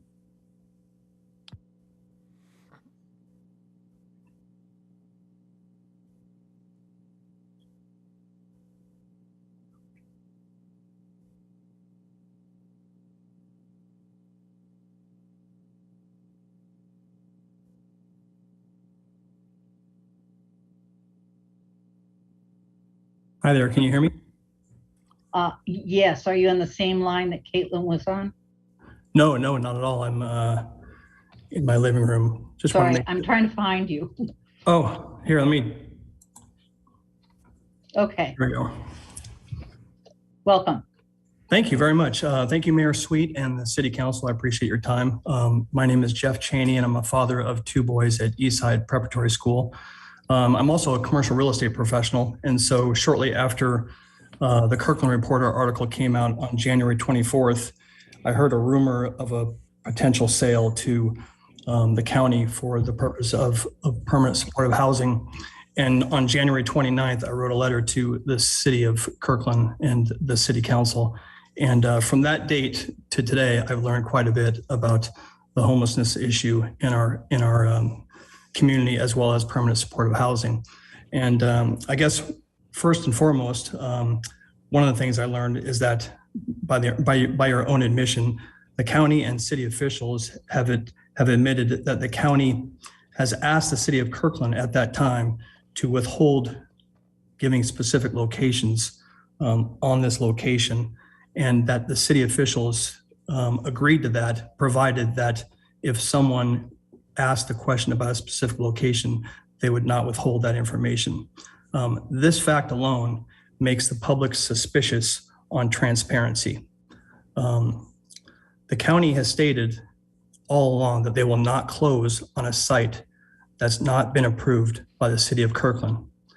I think it's pretty obvious with the amount of people on this call right now and the amount of public discourse that the people of Kirkland who elected you are opposed to this location for a permanent supportive housing site due to several reasons. Most notably is its proximity to schools. 2 weeks ago, I went by the Redmond facility that's former Silver Cloud, and there were no residents living there yet. There was just a security guard. Yesterday on a Houghton City Council call with Leo Floor, he admitted that 2 of the 8 properties are currently not occupied. Only 2 of the 8 properties that have been acquired are currently occupied. Furthermore, Leo admitted that this particular site will not have occupants until Q1 of 2023. I guess my question is, why the rush? Given the amount of money that's poured into this site, and my sources are telling me it's $30 million with a price tag that will go much higher if you need to put kitchens, which are much needed in this site, into this. I think the public would like to know why the rush. I know that the county is telling you that you're getting a heck of a deal because hotels are distressed, but this is not a deal, especially given the fact that the assessed value of the property is $14 million. You are elected officials and your constituents are asking you to put a pause on this. They're pleading with you to stop this process. So City Council, I'm asking you to please consider the risk before you approve this. Follow the county's own ordinance that requires a public Thank you, meeting. Mr. Cheney. before Your you time approve. is up. Thank you very much. Thank you. And that will bring up Karina O'Malley.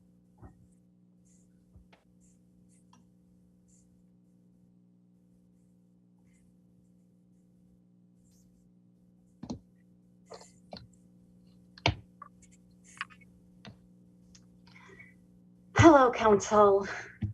Welcome. So good to be here. I am Karina O'Malley, resident of Kirkland. And I listened to hours of testimony at the Houghton Community Council last night of a lot of folks that are very afraid. And I just want to remind everyone that the fear is towards a class of people, not about individuals that you know, because the individuals who will live at this site are not yet known. So it's fear of a class of people who are not being judged as who they are as individuals or what they have done, but rather by a generalization about a class of people that they belong to. And folks are trying to decide based on that where people can live and what restrictions should be placed on their rights. There is a long and ugly history of restricting housing rights to classes of people.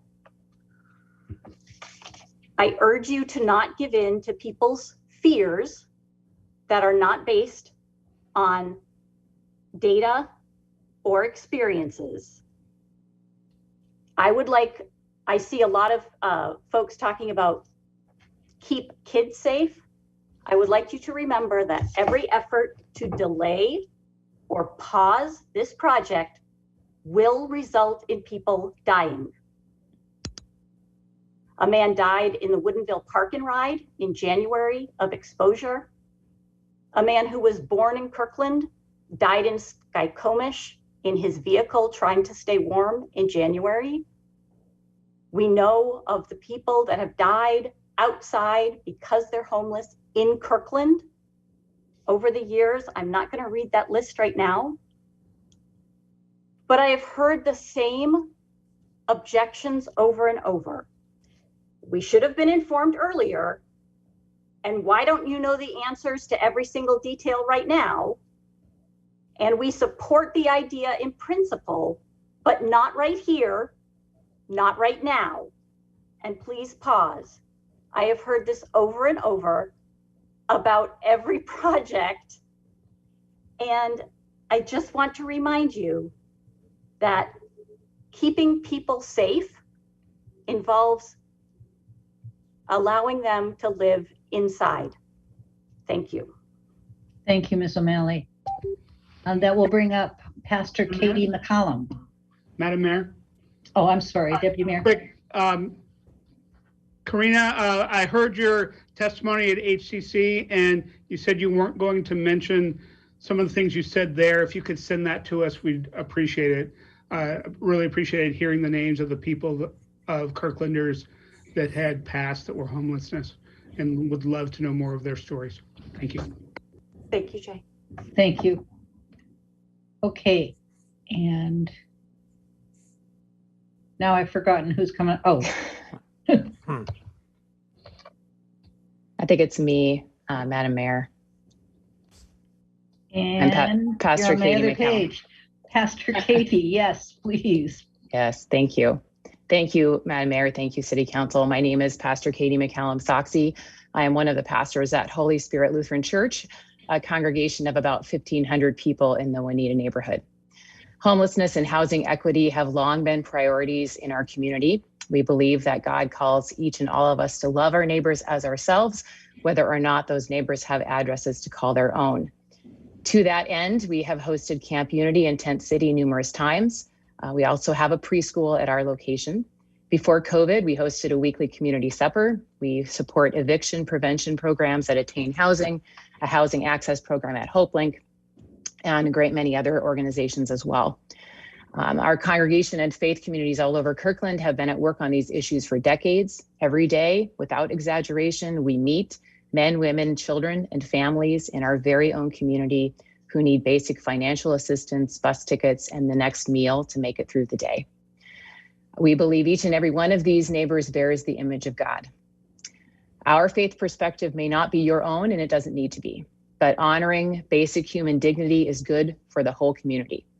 Solving the underlying issues which contribute to homelessness and housing inequity is no small thing, but it cannot be done without the whole community at work. And this means bringing the resources of the county, the city, and every single one of us to bear. I have spent time with many of our neighbors who happen not to have a home to call their own. We have in Kirkland the opportunity to lead in showing compassion, care, and partnership in making real strides toward providing safe housing. Homelessness is not an abstract issue. It is real people, including children, who are not safe. They are sleeping in the rain. They are sleeping on the porch of my congregation even tonight. And this is a chance to make a real difference for them. We cannot let it pass us by. I urge you to continue to support this project. Thank you for your time. Thank you, Pastor. Then that will bring up William Friend.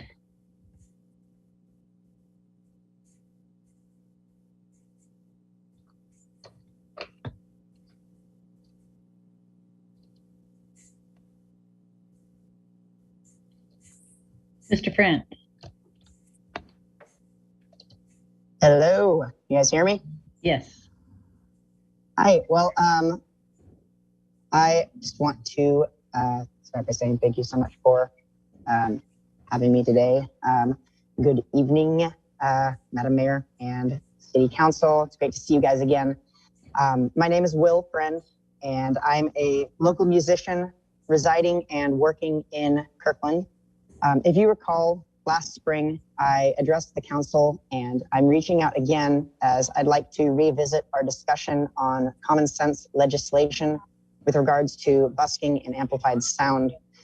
I was confronted in late January by two very rude, angry residents of some nearby condos who basically vowed to call the police every time they saw me at the marina, and that things would get, quote, escalated until I'm gone. Unfortunately, they did just that. And within 2 weeks, I was informed by the police that I was no longer allowed to play at Marina Park due to an ordinance prohibiting the use of amplified sound.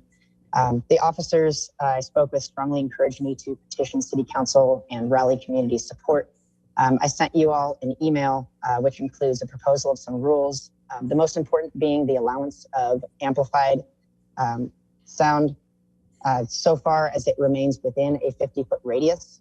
This is very important because there's some artists, such as myself, who are unable to play without amplification. A blanket rule against amplification doesn't make sense if an artist with self-powered amplification is adhering to the same volume limits as a non-amplified artist.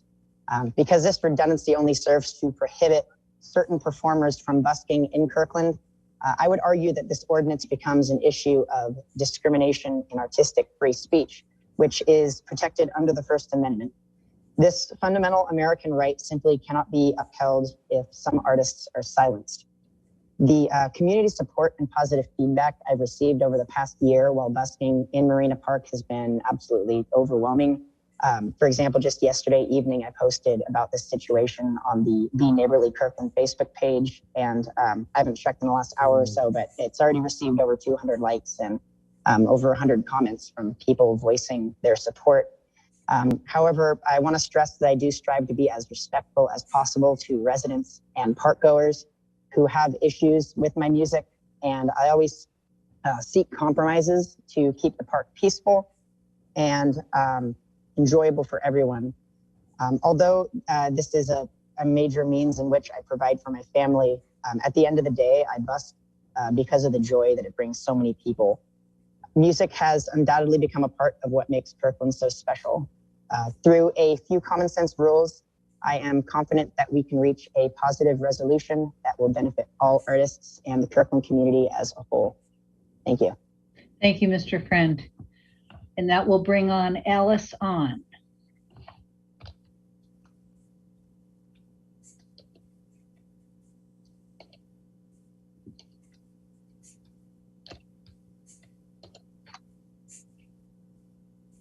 Hi, everyone. I was well- hoping for Rick to speak. Is Rick online? He's still not here. Okay. Well, I will speak. Wait a minute. Alice, if you want to give up your time, I could take Rick. Is Rick online? He is.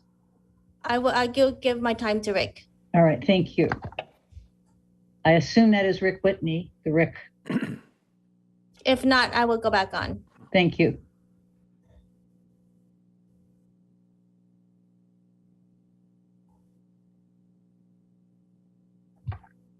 Mr. Whitney, are you with us? Barely. I'm technologically challenged. I apologize.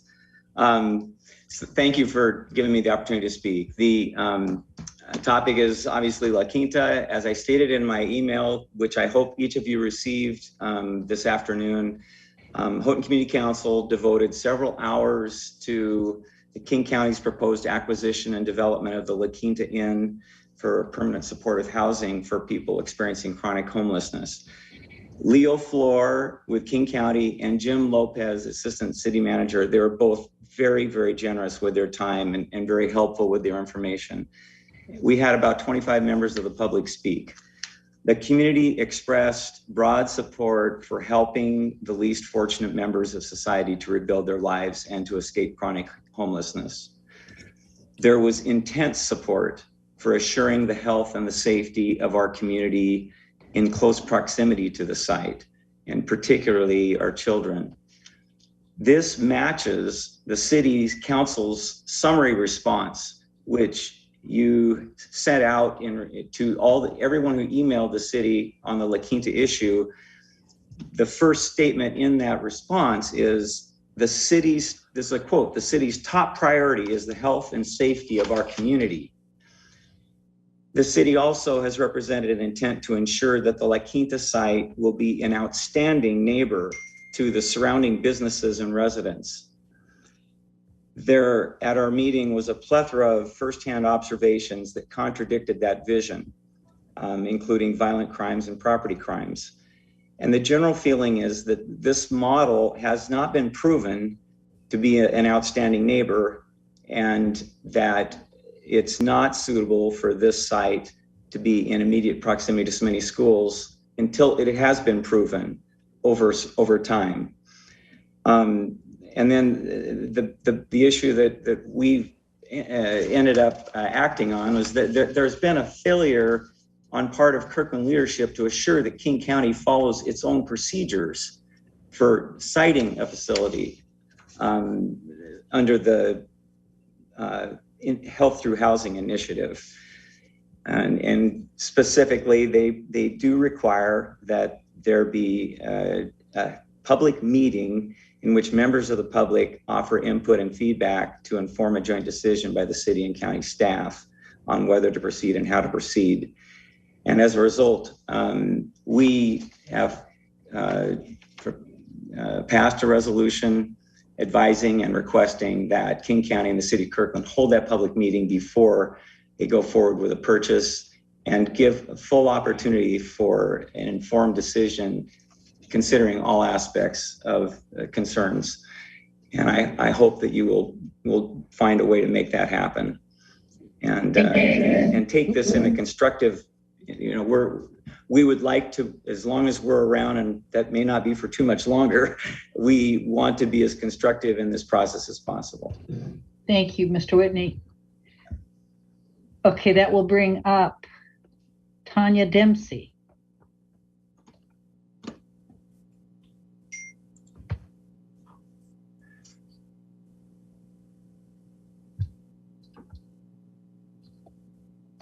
Hi, Mayor Sweet. Can you hear me? We can. Great. I didn't know I was going to do this. I'm actually at the gym, so it's pretty great that you can do Zoom and participate at a city council hearing. Yeah, so I was on that Houghton call yesterday, and I just want to the individual who is lovely person, I think chair of the HCC, I just want to remind him that there were some nasty comments on that call yesterday. I remember one person saying that the members the potential residents of the La Quinta or the Health Through Housing would not end up being productive members of our society. And you know what? Shame on him. I'm sorry. I've never felt so disappointed to live in Kirkland and disappointed with my neighbors, but I am proud of the council. I am proud of your leadership.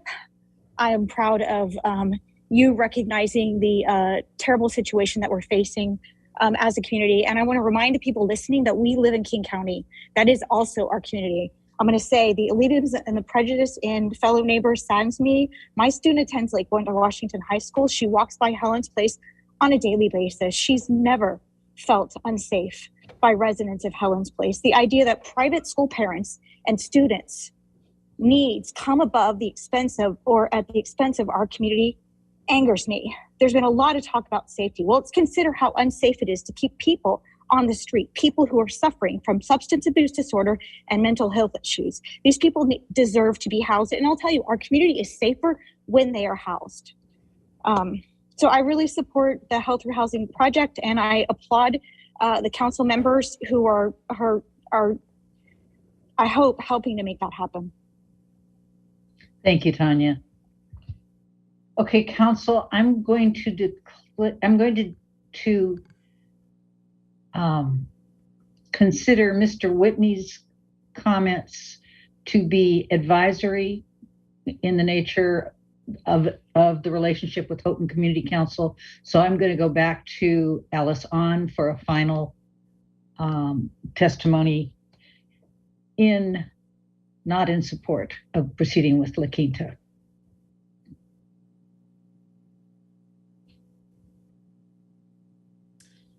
Good evening, everyone. Good I am evening. not speaking just for EPS. I'm speaking for all the schools. On Sunday, my husband drove me and my kids to the Holiday Inn site on Aurora. I don't know if any of you guys have visited the site. It is one of the properties purchased in the last year by King County. It was disheartening because the site was surrounded with barbed wires and fences. It was not like this before the purchase. I stopped, went in, and spoke with people outside. I asked, is there a background check? What is this facility? What is it like? The person spoke to me honestly. He said, there's no background check. Anybody can come in. People come in day and night. His wordings to me were very scary, where you do not want to be here at night. There are drugs, there are naked people, and even as we drove around the block, there was a prostitute in the corner. I've heard many information in the last 2 weeks from Leo, and he says, we're going to do this, we're going to do that. But the fact is, Kirkland City Council members approved this or said we like this idea without a criteria. A criteria was not set before approving this, and it was after the fact. You can go back to your meeting 2 weeks ago. I would like all of us to take a pause. I'm just pleading for all of you to take a pause. Go through the process that you're supposed to go through, which is one, a public meeting. Excel is not closed until you transfer the funds. I believe I'm an American-born Chinese. My parents were refugees. We should go through the due process of doing things right. And it's not about private or public or anything. It's about exposing kids to naked people, drugs. And I'm sorry, why would the city put fences and these bar cages if there was no concern. Thank you, Ms. On. Your time is up.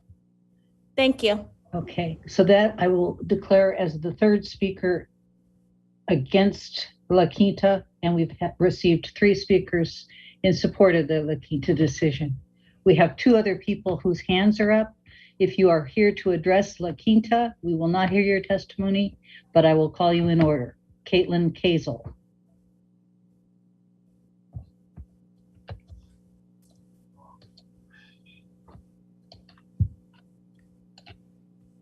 Hi, sorry, I wanted to ask a question really quick, if that's okay, but it is about La Quinta, so I can also do it a separate time.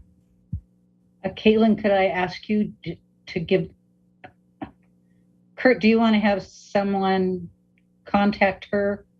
Maybe reach out to her on the chat? Yeah, we can do that. If we can get her contact information, we can follow up. Excellent. And now I have Kevin Jones.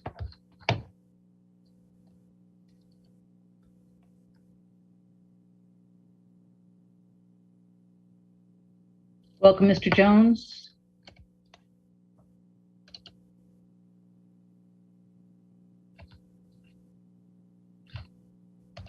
Mr. Jones, are you with us? I see you are still muted.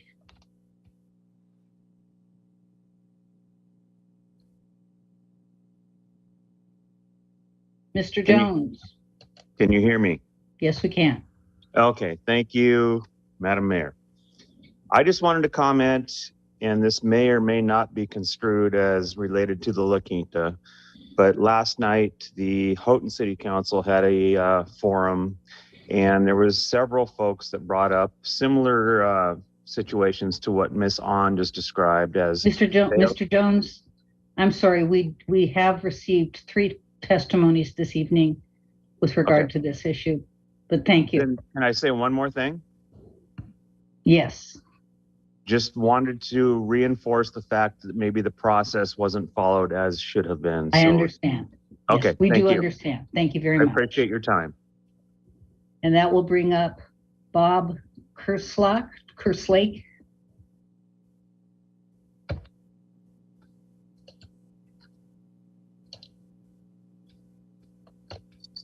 Mr. Kerslake, can you hear us?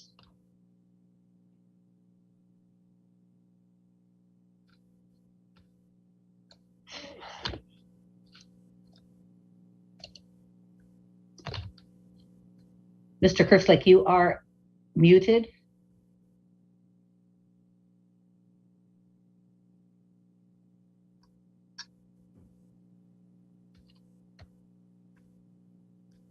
Can you hear us?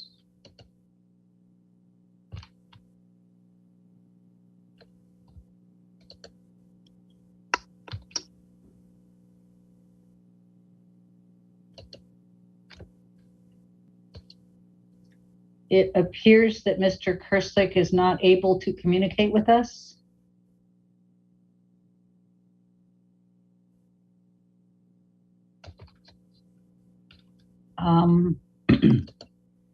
Okay, how about now? Now? Okay, yes, welcome. Thank you. Hello, City Council and Mayor. I am here on behalf of Will and the musicians who play at the Marina Park and the citizens who like to listen to them. When the weather allows, I visit the park almost daily. I see many families, couples, singles, and groups who enjoy the music. Some lay out blankets in front of the musicians and have dinner. Many people request their favorite songs. Children dance and people applaud. Will's music is never loud or obnoxious. The atmosphere is festive and upbeat. Without the music, the park is sedate and there seems to be less people. Good music does require some amplification. Will has one speaker box which is directed out towards the lake, not towards any building. Perhaps you might consider having staff survey some of the people down at the park to see what they think about the music. Please don't let a few sour apples prevent everyone else from enjoying the music. I miss the music and the positive energy it brings to the park. I urge you to modify the ordinance to allow the musicians to share their gifts. Thank you. Thank you, Mr. Kerslake. That is the last person that I see who has signed up or has raised their hand to address us this evening? Is there anyone else who wishes to address the council? If so, please raise your hand. I see none.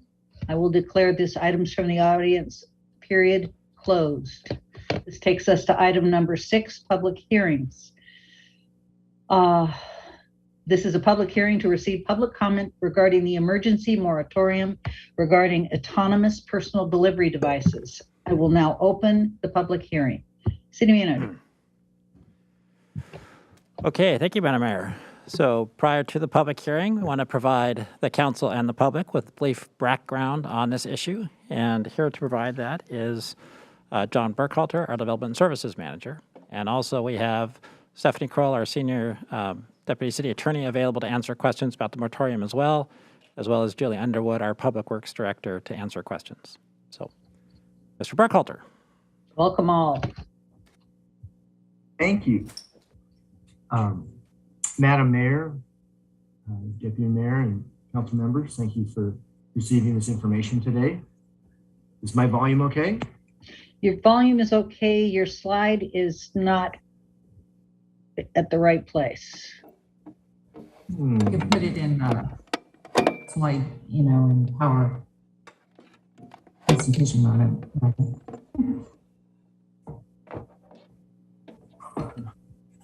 At the bottom of the screen, John. Yeah, just click from beginning in the upper left. Yeah, like that. Mm-hmm. Oh, my apologies.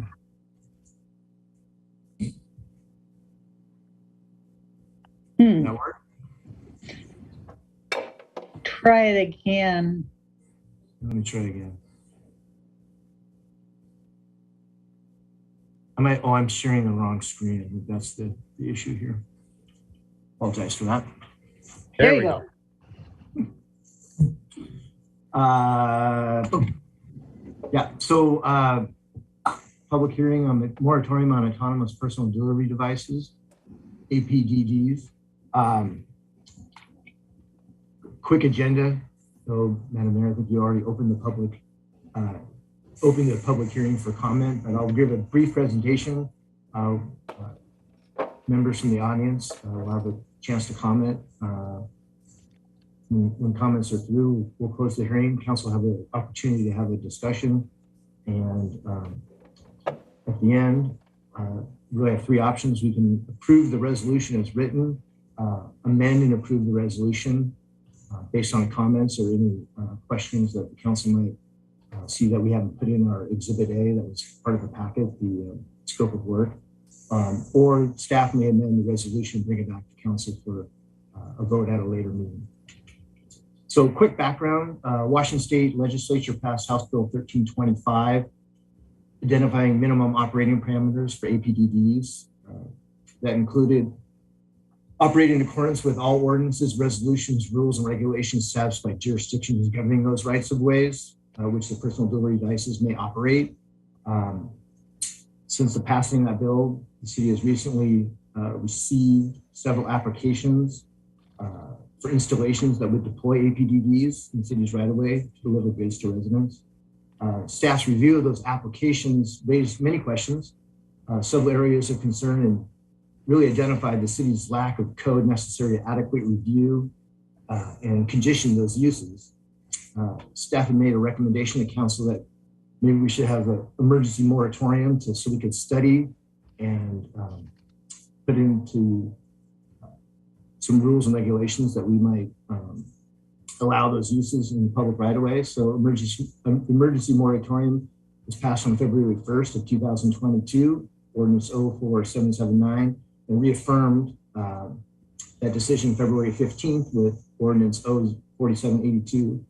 The moratorium were passed to allow staff, again, time to study, ask questions, find out more information about the installations and use of the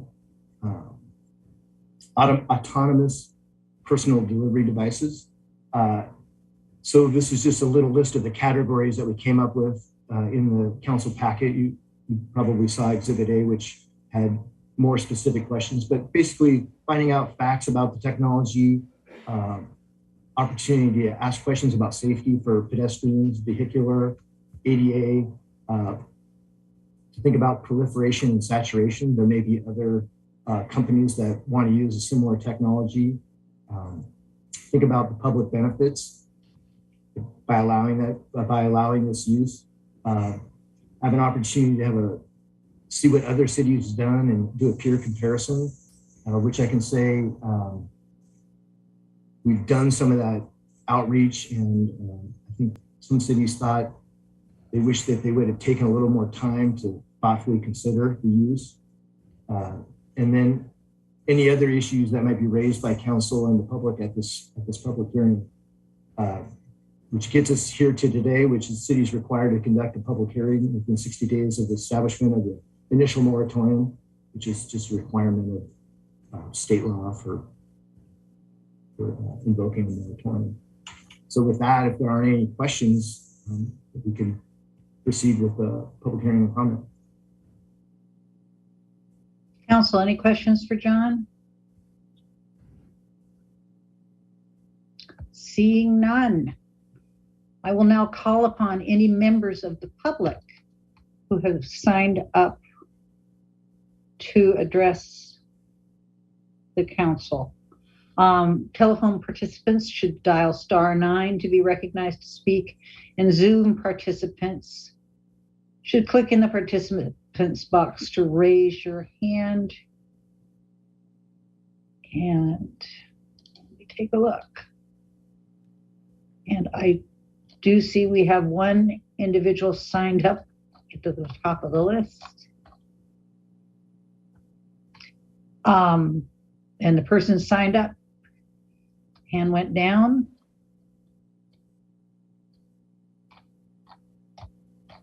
That's being promoted. Hi, can you guys hear me? Yes. Okay. Yeah, I'd like to know what is the timeline? Who is this, please? This is Lisa. Your name, please. Lisa Xiao.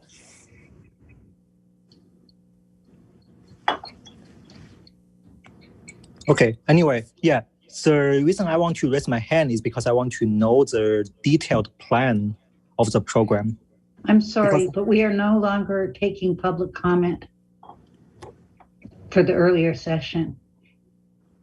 I'm going to have the city clerk reach out to you for your contact information, and someone can call you tomorrow from the city. Thank you. That will bring up Jared Axelrod.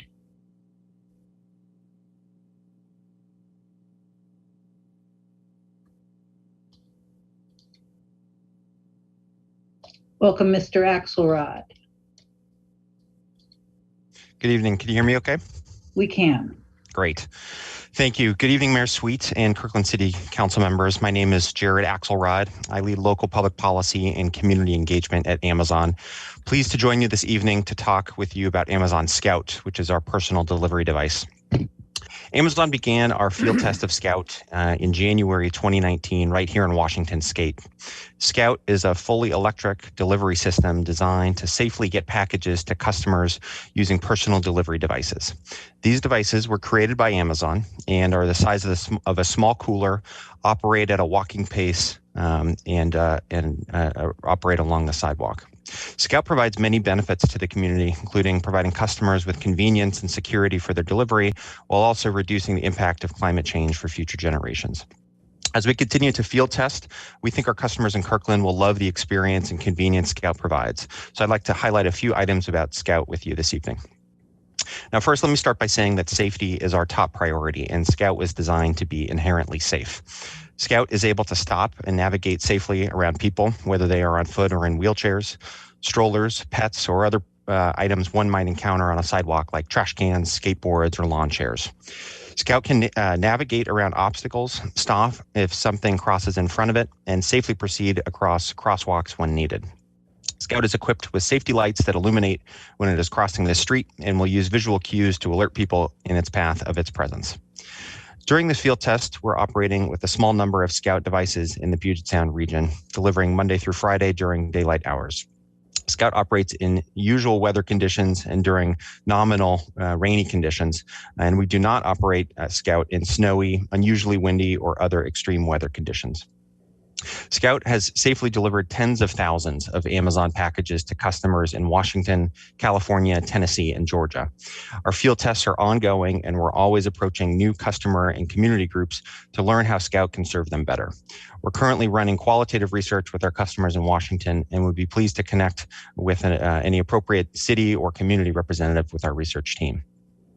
Now, it may help to best understand this delivery experience by hearing how it works to have a package delivered by Scout. So you would place an order on Amazon as you normally would, and if Scout is testing in your area, you would receive a notification via email, text message, or push notification that Amazon Scout will make your delivery during a specific time window. You can change your pickup window to accommodate your schedule. In the event your plans change, you could adjust your pickup window in the Amazon app or on Amazon.com. Then at the time of your delivery, you'll receive a notification from Amazon, again, either email, text message, or push notification, depending on your preferences, to alert you that Scout has arrived with your package. You then go out to retrieve your package out of Scout, close the lid, and Scout will return to its home base. After your delivery, you'll receive a notification that confirms your package was delivered. You'll also be asked how your delivery experience was and to leave feedback on Scout, which helps us continue to improve Scout's delivery experience. This feedback, along with feedback from other members of the community who are not Scout customers, has been valuable and has been help make improvements to Scout, such as how we dispatch the devices, how we send delivery notifications, and what the ideal waiting locations for Scout should be during a delivery window. We're constantly looking to apply the technology we've developed and the lessons we've learned to introduce new features that will delight our customers and communities. Now, as I mentioned, Scout provides many benefits to customers and the community. First, Scout is 100% electric and is one of the ways Amazon is helping meet our shipment zero goal to make all Amazon shipments net zero carbon, with 50% of all shipments net zero carbon by 2030. Our shipment zero goal is part of our broader climate pledge, which is our commitment to be net zero carbon by 2040 and our commitment to use 100% renewable energy by 2025. In addition to Scout, we continue to invest and roll out alternative delivery methods to reduce emissions on last mile routes to our customers' doorsteps, such as e-cargo bikes and electric delivery vans.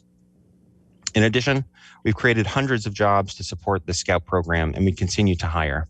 To fill those roles, we recruit in the areas where we're field testing so we can hire members of the local community to help us integrate our devices into the neighborhoods that they know best. We're also investing in empowering our employees and providing them with access to the education and training that they need to grow their careers on the Amazon Scout team and beyond. What better way to get a head start in the robotics or STEM fields than working with devices right here in your neighborhood? Local and small and medium-sized businesses also play a role in this new technology. We're actively looking to partner and rent space from local businesses where we field test Scout so we could set up Scout home bases or dispensers. These structures house Scout devices and act as our dispatch point for local deliveries. Our continued investment in our operations and delivery network provides businesses in these communities with opportunities to access new revenue streams, especially important as we recover from this COVID-19 pandemic. So I'll close by extending our appreciation to the City Manager's Office for their assistance in helping us address the city's questions and concerns regarding Scout. We've had several positive and productive conversations with city staff from various departments. We've answered several of the questions that they have posed, and we look forward to continuing to work with the city so that this moratorium may be lifted, ideally sooner than the 6 months, and allow Scout to serve customers in Kirkland. Thank you again for the opportunity to share more information about Amazon Scout. Thanks. Thanks, Mr. Axelrod. We appreciate it. I think I saw a hand go up. There's someone named Eshek.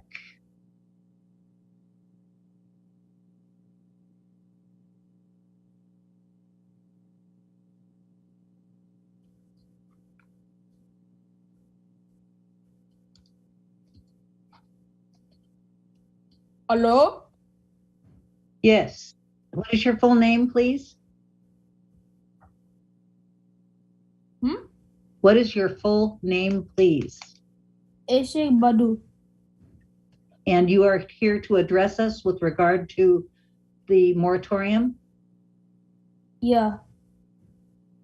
Proceed. Okay, 1 second. Let me get my note. Did he say he's going to get his mom? He said he was going to get his notes, Mayor. Oh, I'm sorry. Okay.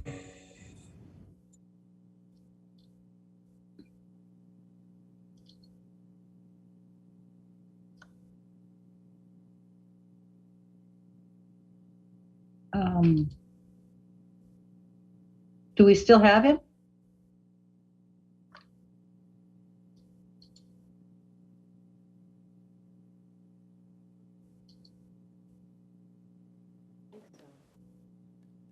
We may have lost him. I'm sorry, say that again. Sorry, we lost the connection. Okay. So let's proceed, and if he can get back in, I'm sure he'll let us know. We will. Except my next step is to close the hearing.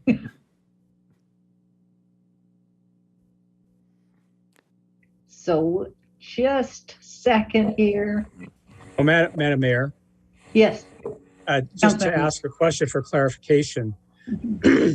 Would people who were not able to participate in the hearing tonight be able to submit written comments for the record?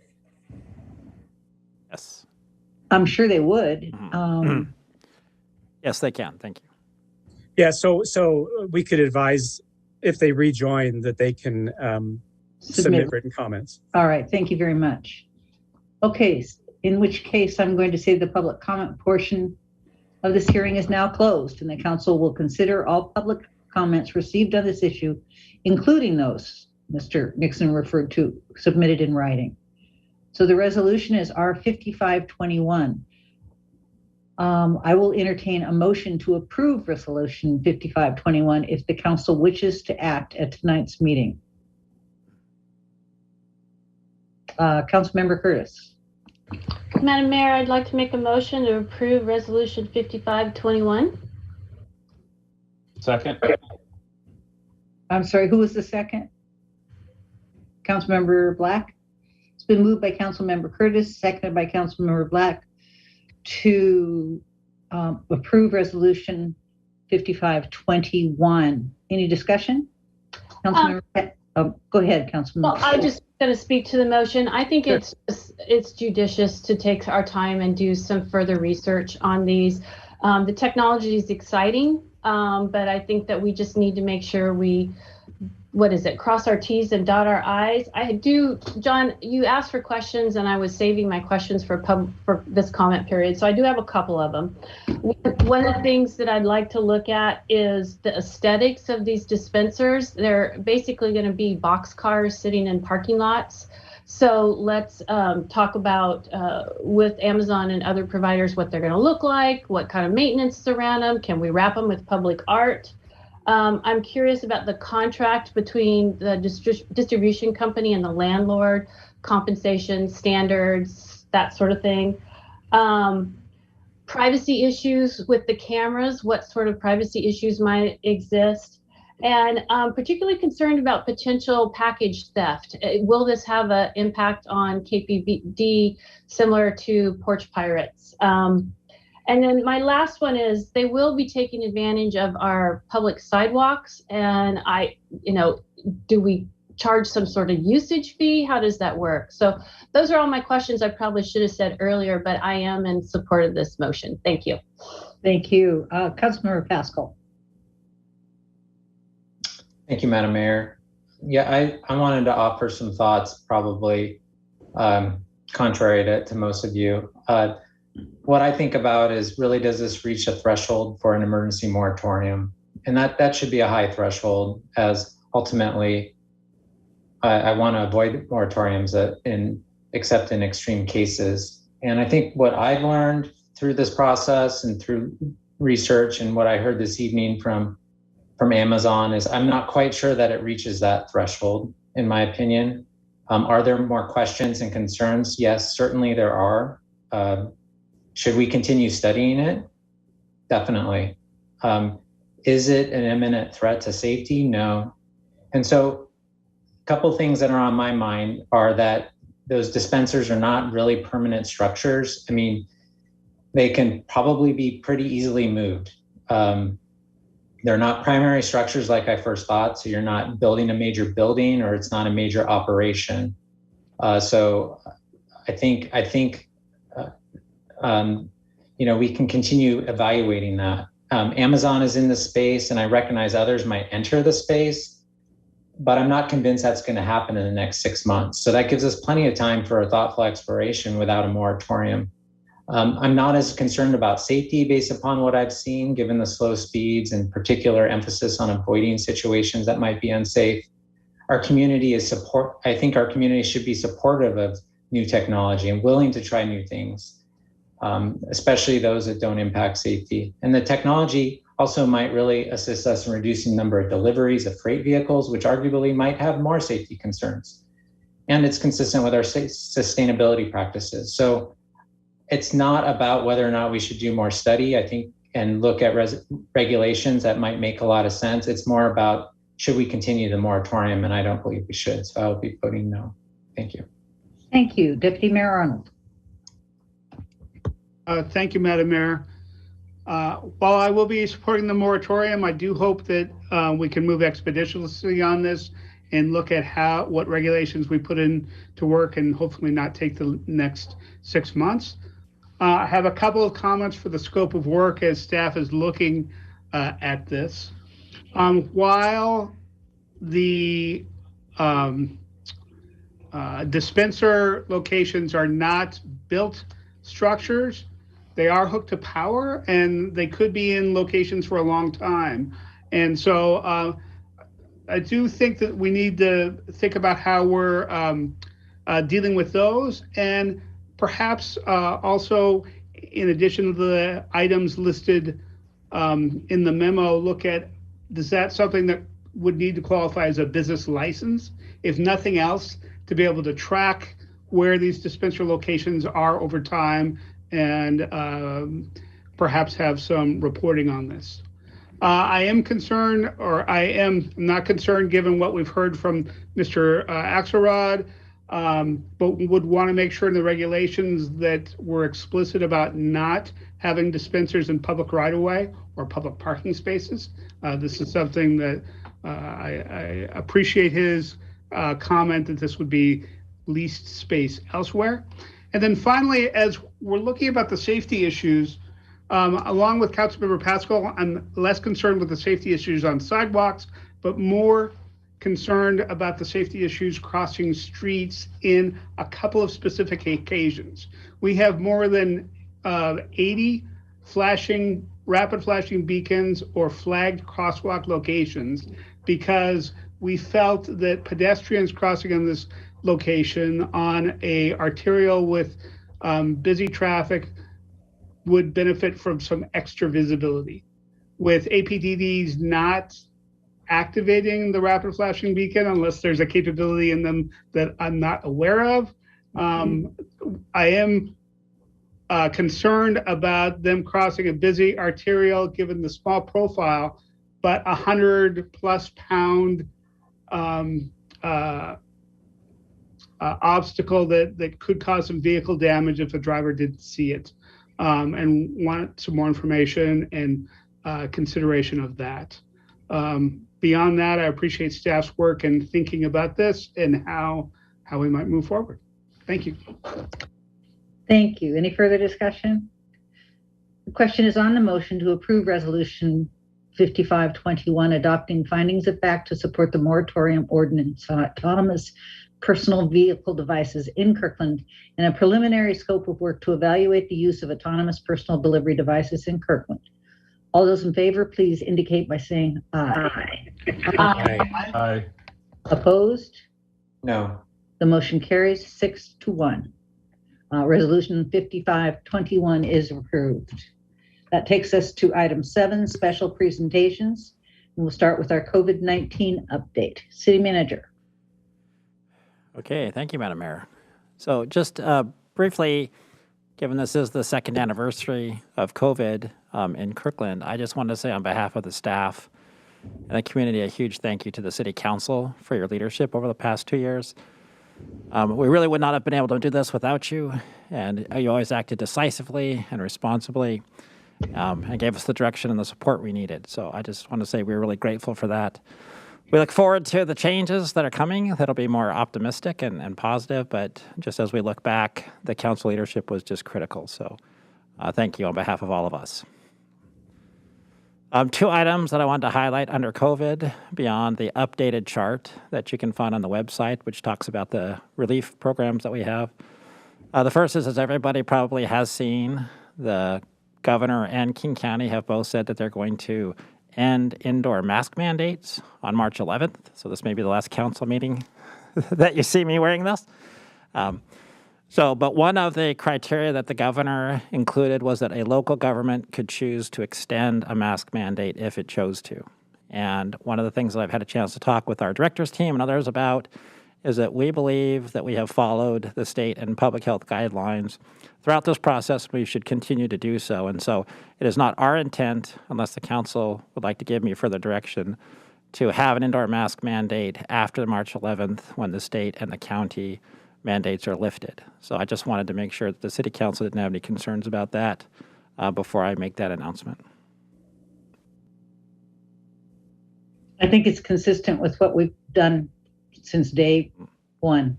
Okay, thank you. Then related to that, the City Council, one of our criteria for when we'd return to an in-person hybrid council meeting was going to be when the indoor mask mandates are lifted. Just several days ago, that was going to be March 21st, so I had a chance to communicate with the council about what we felt would be the best recommendation from a staff perspective about when to come back in person to City Council meeting. The recommendation that I made to all of you is that we do it on the April 19th meeting, the first meeting we'd come back for both an in-person and a hybrid meeting.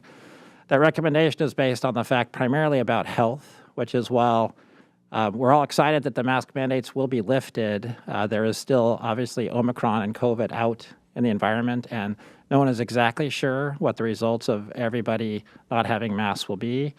And so we think it's prudent to give ourselves several weeks of time to make sure that there's no health issue that we need to be concerned about. We also know that there's actually several council members who won't happen to be at the April 5th council meeting, and we know that everybody would like to be here when we have an opportunity to come back in person. And so for that, again, my recommendation would be to remain with April 19th as the first in-person council meeting. And I just want to see if the council was supportive of that decision. Okay. Looks like it. So those are my two COVID-19 updates. Are there any questions from the council on anything else related to COVID? Appears not. Okay. So you just want to move into your next presentation? So the 5434 presentation, we're actually going to, as you suggested, talk about the La Quinta Inn issue for a moment. So David Walbrecht has got a presentation that he's going to share with us that I'm going to speak to. I want to provide a brief context to this before I jump into it. And we put this together very quickly, so happy to answer any questions as we go through this. So what you have that it was emailed to all of you is a resolution expressing the council's support for terms document that I'll talk about next, and that this term document reflects what we would see as our necessary conditions for the operation of La Quinta Inn as a permanent supportive housing site. Before I get into the specifics, I just want to provide a little bit of context to this, to both of these documents. The first is the many, many weeks that the City Council has been listening to the public and staff, both from the meetings that we have had as well as the several hundred our Kirklands and emails and calls that the council and the staff have received. All of those have provided feedback in one way or another, and we've attempted to draft this term sheet to be responsive to all of the input that we've heard. More recently, the Mayor Sweet, and Deputy Mayor Arnold had an opportunity to meet with County Executive Dow Constantine yesterday afternoon at 2 o'clock on Monday. I was also in that meeting. And there was a robust discussion about the need for pretty specific guarantees that the city would be able to approve the operation and the criteria and be a full partner in the decision around how La Quinta was operated. The county executive reiterated his support for making La Quinta a facility that works well and works for the neighbors, and wanting to partner with the city of Kirkland in making La Quinta a success.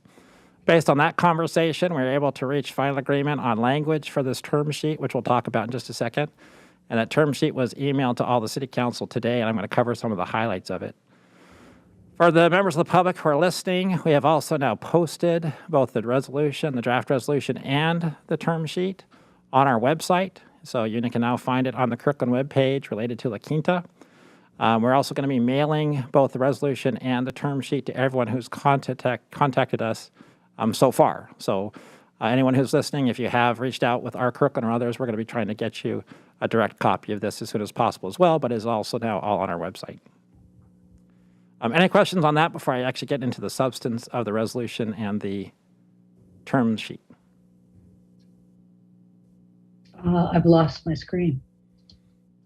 Okay, so I'm not seeing any hands up, so I'll just continue. Oh, and now we've lost our presentation.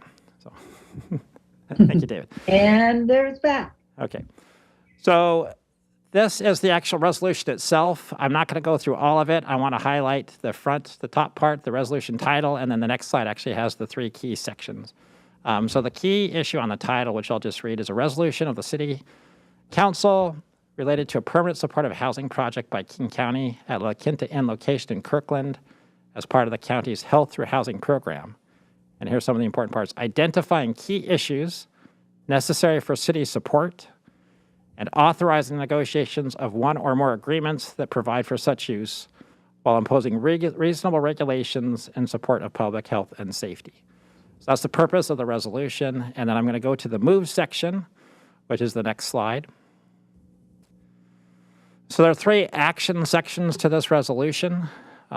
Section 1 says that the City Council's support of the permanent supporting housing project at La Quinta is conditioned on an agreement very similar to the terms of conditions as laid out in Exhibit A, and that's the term sheet that I'll talk about in a second.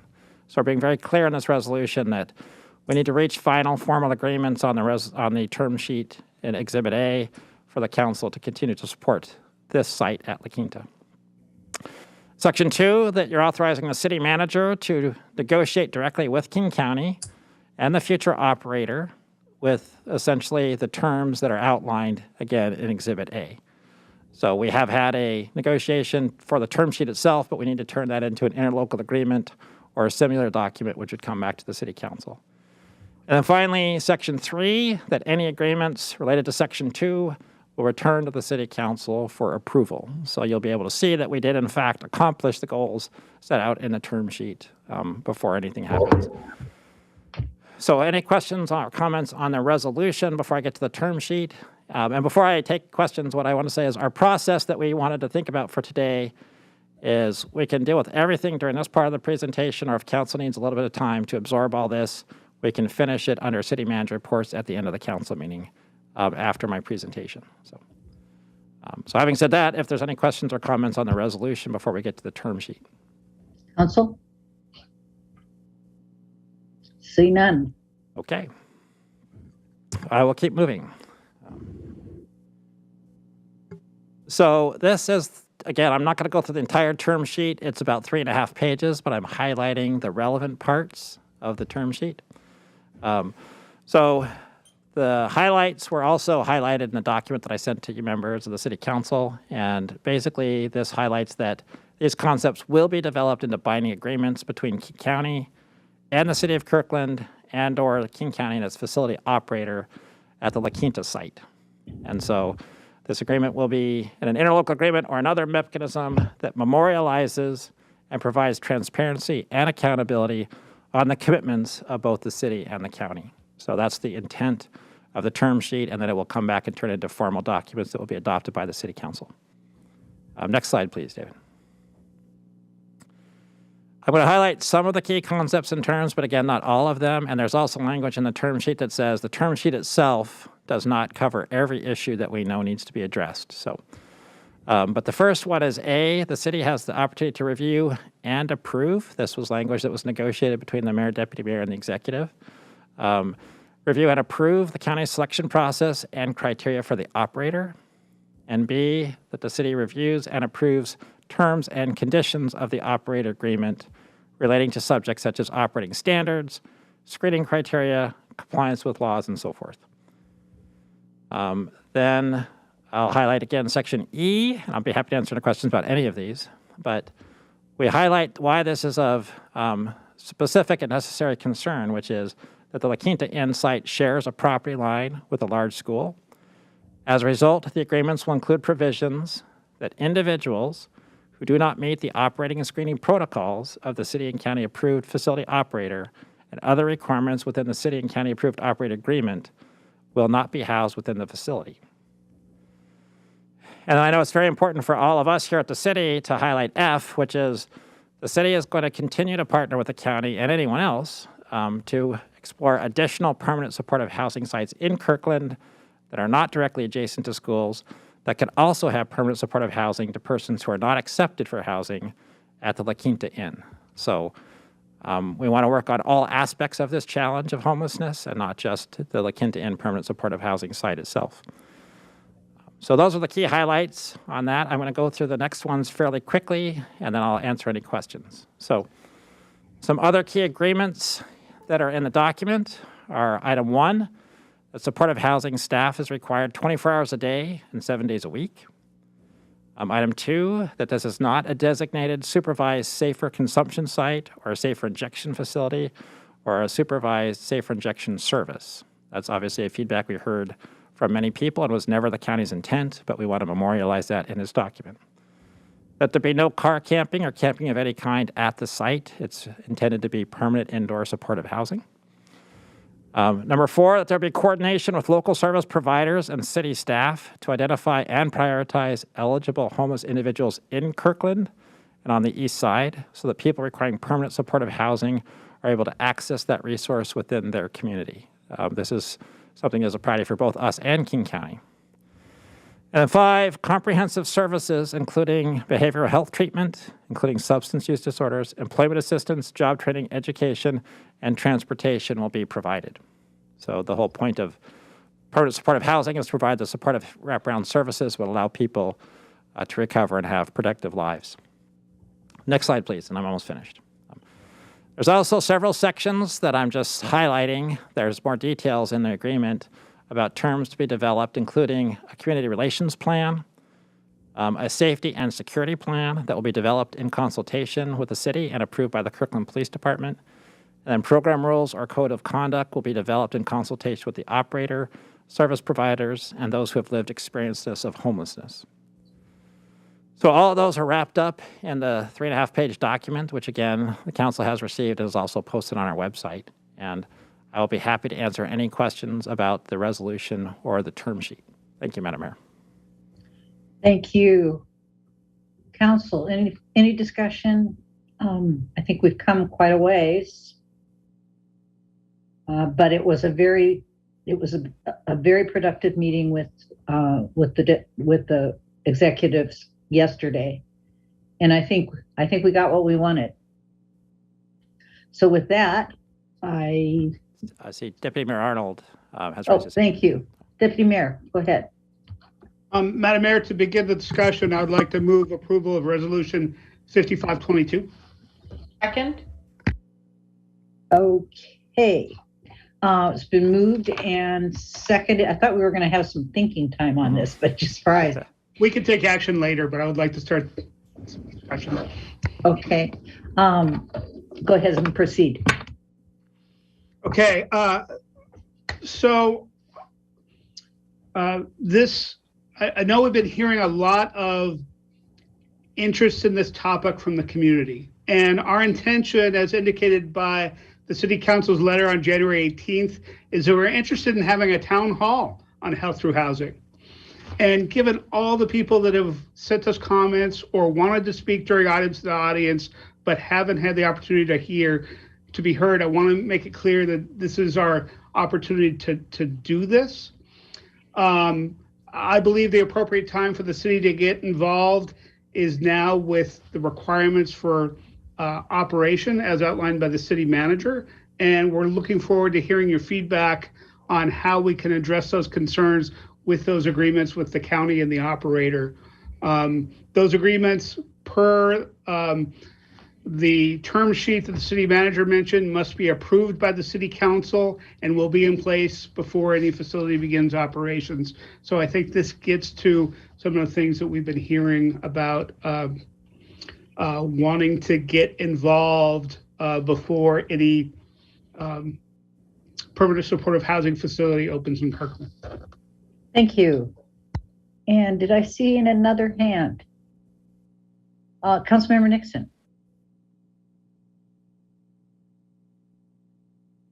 Thanks, Madam Mayor. So general remarks on the resolution. I continue to be deeply disturbed by the process King County has followed on this project. I've been opposed from the start to the secrecy surrounding it. Good things that we are proud of, do not require secrecy. But even after the county had a purchase and sale agreement in place, when their own policy says confidentiality would no longer be required, they continued to strong-arm us into keeping the proposal secret. As we all know, the key to public trust is transparency, and the county has absolutely destroyed public trust here. The fact is, as has been pointed out by many people, the county has not followed their own process that they adopted in County Ordinance 19366. The process laid out in the Health Through Housing Implementation Plan requires the county to jointly agree with the city on the specific criteria to be used for evaluating and selecting sites. I have no recollection whatsoever of such a meeting or agreement, at least not one that involved the city council.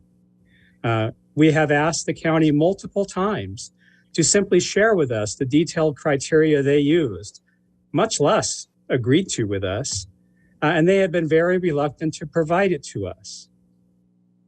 I think if we had the opportunity to participate in developing those criteria, we would have very carefully considered whether it makes sense to put such a facility a stone's throw from schools and daycares.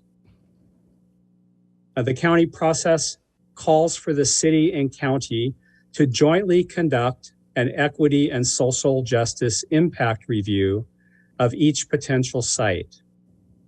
I have no recollection of such a review or hearing the results of one. One wonders what such an equity and social justice impact review would have said about the impact on the many BIPOC or LGBT people or people with disabilities who send their kids to the schools and daycares adjacent to the La Quinta, or the students themselves, or others who live and work in the area. And apparently we'll never know. The county process calls for the city and county to jointly compile a list of feasible and acceptable properties. I don't remember any such meeting. All I remember is being informed by the county that the La Quinta was the place, period. Not asking, just telling us. The county process requires, and I'm going to read this verbatim, the county and city hold at least one public meeting in which members of the public may offer input and feedback to consider. The public meeting must be timed to occur after the county has negotiated an agreement and at a point in the process that the public meeting does not risk an increase of price. The purpose of the meeting will be to inform a joint decision by city and county staff on whether to proceed or how to proceed, unquote. There was no such public meeting before the decision to proceed. There has still not been a meeting jointly sponsored by the city and county to which the general public has been invited. The meeting at Eastside Prep doesn't count. The Houghton Community Council meeting last night doesn't count. The meeting hosted by the Chamber of Commerce next Monday won't count. And allowing a small number of people to address city council during public comment at a couple of council meetings doesn't count. I fully agree with the resolution from the Houghton Community Council that we received today calling for such a citywide meeting to be held as required by county code. Under the process defined by the county, only after all of these things are done is the county supposed to close on the property. And yet now we're told that the closing is happening on Thursday, 2 days from now. The county has clearly violated the process required by its own ordinance 19366. The county should obey its own laws. My preference would be that the acquisition process be paused until that mandatory process is completed. If the county plunges ahead with closing on the property on Thursday, I assume they understand that they might be buying a building that they cannot use for the intended purpose. Now, that said, the resolution we are considering now is a step in the right direction. I appreciate the hard work of the city manager and other staff and the mayor on getting us to this point. The resolution includes a number of provisions I have been asking for, including exclusion of registered sex offenders, removal of individuals who engage in any criminal, harassing, intimidating, or threatening behavior, and enforceability by court injunction. It should also exclude any individuals who have a history of crimes against persons, especially violent street crimes. People who believe every person who has experienced homelessness is a dangerous criminal are wrong. People who believe every person who has experienced homelessness is an innocent angel are also wrong. We cannot make blanket judgments either way, but we can and should make judgments when individuals have shown us by their own behavior that they are a danger to others. So let's make those judgments and set the rules accordingly. The new resolution makes it clear that city support for the La Quinta site is conditional on adopting an agreement with the county that includes these rules. It is critical that we follow through on the resolution and ensure that the county agrees to the terms laid out. If they don't, we should flatly withdraw our support for the project and insist that the La Quinta not be used. If the county agrees to the terms, moves ahead with the project, and then fails to act in the way they've agreed, the city must be firmly committed to going to court to compel them to do so. I do support having supportive housing in Kirkland, and I will be voting to support this resolution because I believe the resolution will lead to creation of rules that will provide the public safety that our people demand. I urge our community members to read the resolution carefully, to join the city in getting the county to agree to the terms we want, and continue to insist that the county seek and listen to public input. Thank you. Thank you. Any further discussion? The question is on the motion to pass resolution 5522, moved by Deputy Mayor Arnold, seconded by Council Member Falcone. It's like a couple of other signs. Our hands are up. When did that happen? I'm sorry. Councilmember Falcone. Thank you, Madam Mayor. I did not have such eloquent remarks prepared as Councilmember Nixon did, and so I'm just speaking on the fly here, but I wanted to just address some of the comments that Councilmember Nixon made. I want to clarify that it is not the unanimous position of City Council that level 1 sex offenders should not be allowed to live at the permanent supportive housing site at La Quinta. I feel that, you know, in the community at large, in other housing that's in close proximity to schools, there's no law that forbids someone with a level 1 sex offense history to reside there. And so I feel that if we have a policy such as that we are discriminating specifically against level 1 sex offenders who are living in poverty, who are formerly unhoused. And so I feel that that's discriminatory, and I do not agree with that.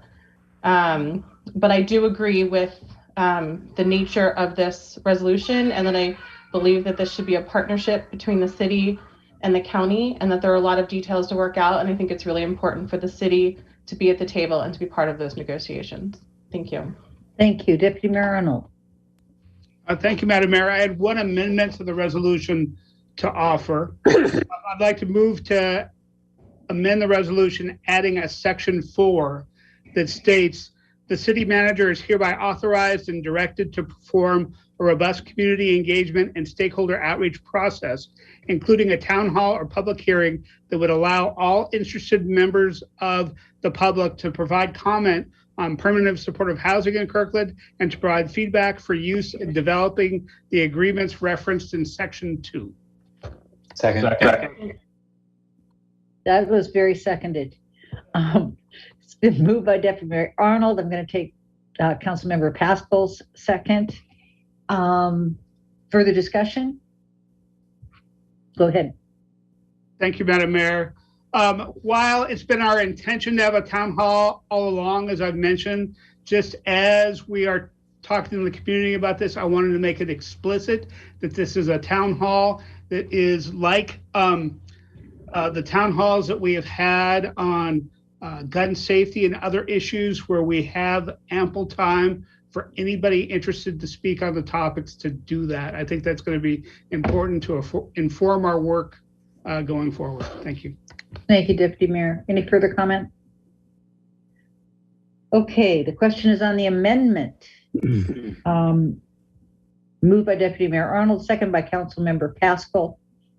And did we get the amendment language? I've given it to the city clerk. Thank you very much. All those in favor, please signify by saying aye. Aye. Opposed? Motion carries unanimously. The question is now on the amended motion to pass resolution 5522, moved by Councilmember Curtis, seconded by Councilmember Black. All those in favor, please signify by saying aye. Aye. Opposed? The motion carries unanimously. Thank you very much. Thank you, Madam Mayor. Thank you. That takes us to the consent calendar. Before we have a motion, I'd like to ask Deputy Mayor Arnold to present the audit of accounts. Thank you, Madam Mayor. We had payroll in the amount of $4,429,652.11 and bills in the amount of $4,419,675.68. Thank you very much. Is there a motion to approve the consent calendar? So moved. And a second? Was that Councilmember Pascal? Yeah. Okay, thank you. Moved by Councilmember Falcone, seconded by Councilmember Pascal. Any discussion? All those in favor, please signify by saying aye. Aye. Opposed? Motion carries unanimously. Okay, it is 9:17. Do we want to get one business item under our belt, or we want to take a break now? Break now? No, one item. Okay. So that'll take us to, we moved that item up, didn't we? So this is our new 9A. It's the Development Services presentation. Thank you. City Manager. Okay, thank you, Madam Mayor. So we'll give a quick overview. We're providing information and looking for direction tonight, but not final action. And then any decision will be brought back for at a future council meeting, likely on consent. And thank you for adjusting the time frame. Our Deputy City Manager, Tracy Dunlap, is filling in for an ailing colleague. And so we're grateful for her being able to be here. She is going to make the presentation. So, Tracy. Great. And I'm sure that Tracy will be brief since we have discussed this item numerous times before. Yes, thank you. Good evening, Madam Mayor, Deputy Mayor, and members of the City Council. I have 10 slides, but they're quick slides on this issue. And so let me share my screen. Let's hope I can do this successfully for you.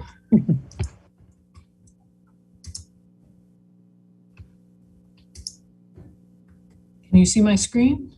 We can. Perfect. Excellent. Thank you.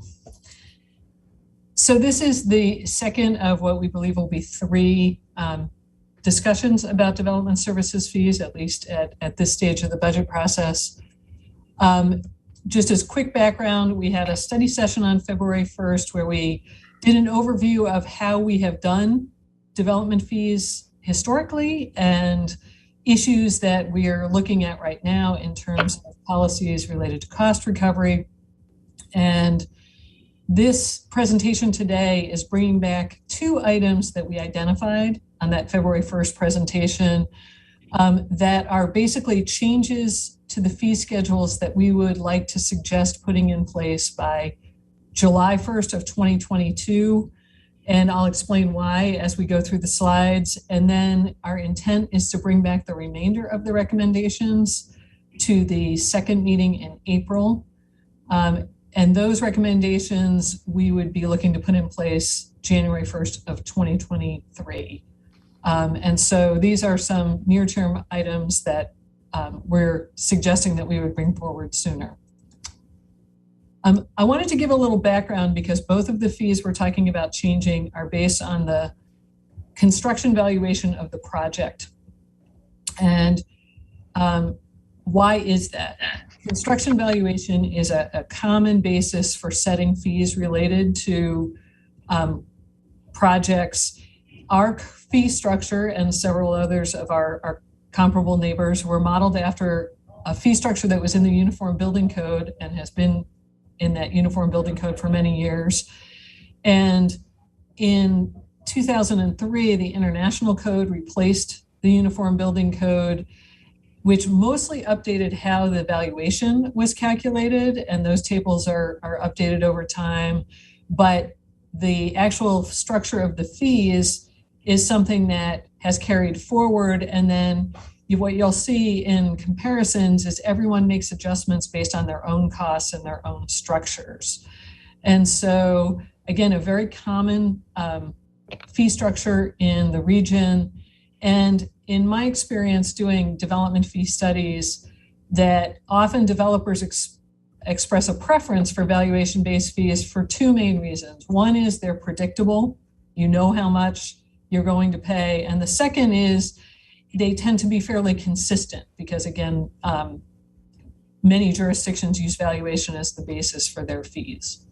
So with that as quick context, our current building permit fee schedule is what you see on the screen. And so basically there is a fee for each fraction of value over time. So there's a fee that basically increases with the increase in valuation of the project, and the amount by which the additional $1,000 or fraction thereof of costs increases goes down as you get higher in value. And what this fee structure has a tendency to do is recognize that the complexity of projects that have higher values is not necessarily proportional to that value. So the amount of work it takes is not directly growing in proportion to the amount that's being charged. And this fee schedule that we've used has the upper fee starting at $500,000 and up. And then for every $1,000 after that, it's the same amount.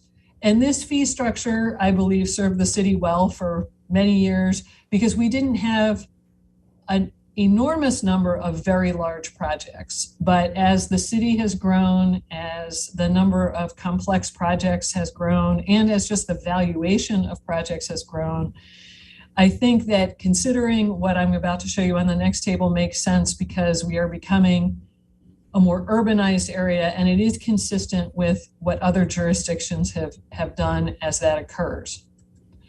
So what we're suggesting, this is the same table, but the changes we're suggesting are in red.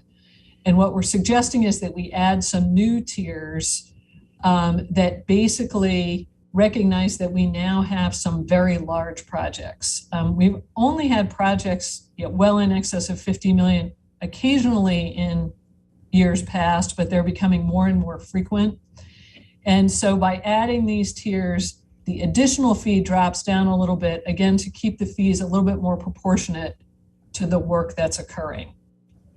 And so the first question that we're just looking to get your concurrence on is if you support bringing forward this change to the fees, what we would likely do is draft an ordinance, perhaps putting it on consent for you to act on with the fees being effective July 1st of 2022. I don't know if you have any questions or comments about this piece. I have one other piece that I'll talk about in a moment. If there are questions about this, maybe we should just take those now. And if not, I'll continue with the second part. Great. Questions, concerns, comments? Councilmember Black.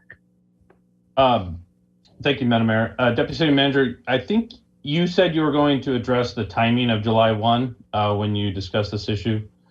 Can you just share that with us and anyone who's listening? Why July 1st as opposed to bringing it forward with the rest of the fees for January? Yeah. I think one of the main reasons is that as new projects are coming in, particularly larger projects, this will help keep those the fees in line. But the other piece is that this has, and I actually have a note here, and I appreciate your asking the question, that this is also related to the resolution that you adopted associated with the station area plan.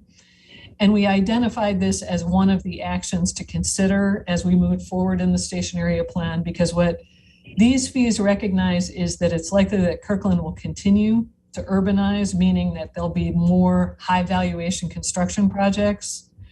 And so to ensure that we're keeping the fees in relative proportion to those projects, we're suggesting to do it sooner so that projects that are coming in between July 1st and January of 2023 are subject to the new fee schedule.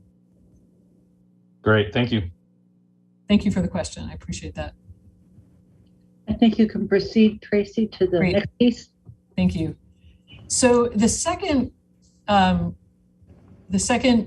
proposal is to change the way we're doing fire prevention, fire review, and inspection fees, which is a slight twist on this valuation discussion.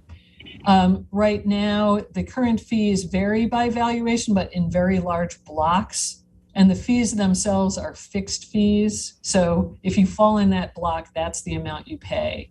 So any project between $100,000 and $500,000 pays that $666 fee. The proposal, or again, so as a bridge, what we've done here is compare two fees in our neighboring jurisdictions. And what you can kind of see from this table is there is some variability, but for the most part, fees are less on the low end and more on the high end. And so what we're proposing as a change to this fee schedule is more in line with what the neighboring jurisdictions are due, and more importantly, more in line with the work that's being done, the amount of work that's being done, particularly on the larger projects. And so the proposal is to adjust both the blocks and the fees, and while we still keep fixed fees, there's a reduction in the fees at the lower dollar values. And then for projects that are very large, we create an incremental fee for those that are above 20 million. And so again, this is to make it more proportionate to the work that the fire prevention division needs to do on very large projects, but also recognize that the work is much less on the smaller projects than the legacy fee schedule is representing. And so again, the question here is whether you're comfortable with us bringing back an action to make this adjustment to the fire prevention fees. I should have mentioned that I have an assortment of friends online who can answer detailed questions. The fire marshal is online, representatives of the building department, and finance staff who've worked on this. So if you have any questions about the work, they're available as well. Council, questions, discussion? I think we've got this one. Okay, great. So I just wanted to note quickly that the finance staff in particular are going to pursue creating a development services management fund so that it's easier to see how we're doing in terms of cost recovery, and you'll hear more about that as we move forward in the budget process. And then I just wanted to tee up that we will be bringing back on the April 19th study session responses to your questions from February 1st. our staff recommendations as it relates to cost recovery and fee adjustments. And at that point, we'll have a more comprehensive presentation that includes comparative information similar to what we had for fire prevention for our recommendations. Great. So the next time you will probably see this topic is perhaps a consent item on one of the next few agendas for these adjustments, and then we'll be back with more detail on April 19th. That looks good. Great. Well, thank you all, and I appreciate the rearrangement of the schedule. Yeah, thank you. Thank you for hanging out. Oh, no problem. Okay. One more, or you want to take a break now? Break. I would like to suggest we do one more. I think we have Laura McKay who. I think we're going to lose Councilmember Curtis. Okay. It would just be. I was thinking about Lori and her opportunity to call it a night, but I understand everyone's need. So. Okay, 15 minutes. So somebody give me the number. Oh, this is an easy one. Was that 9:40? 9:40. See you then.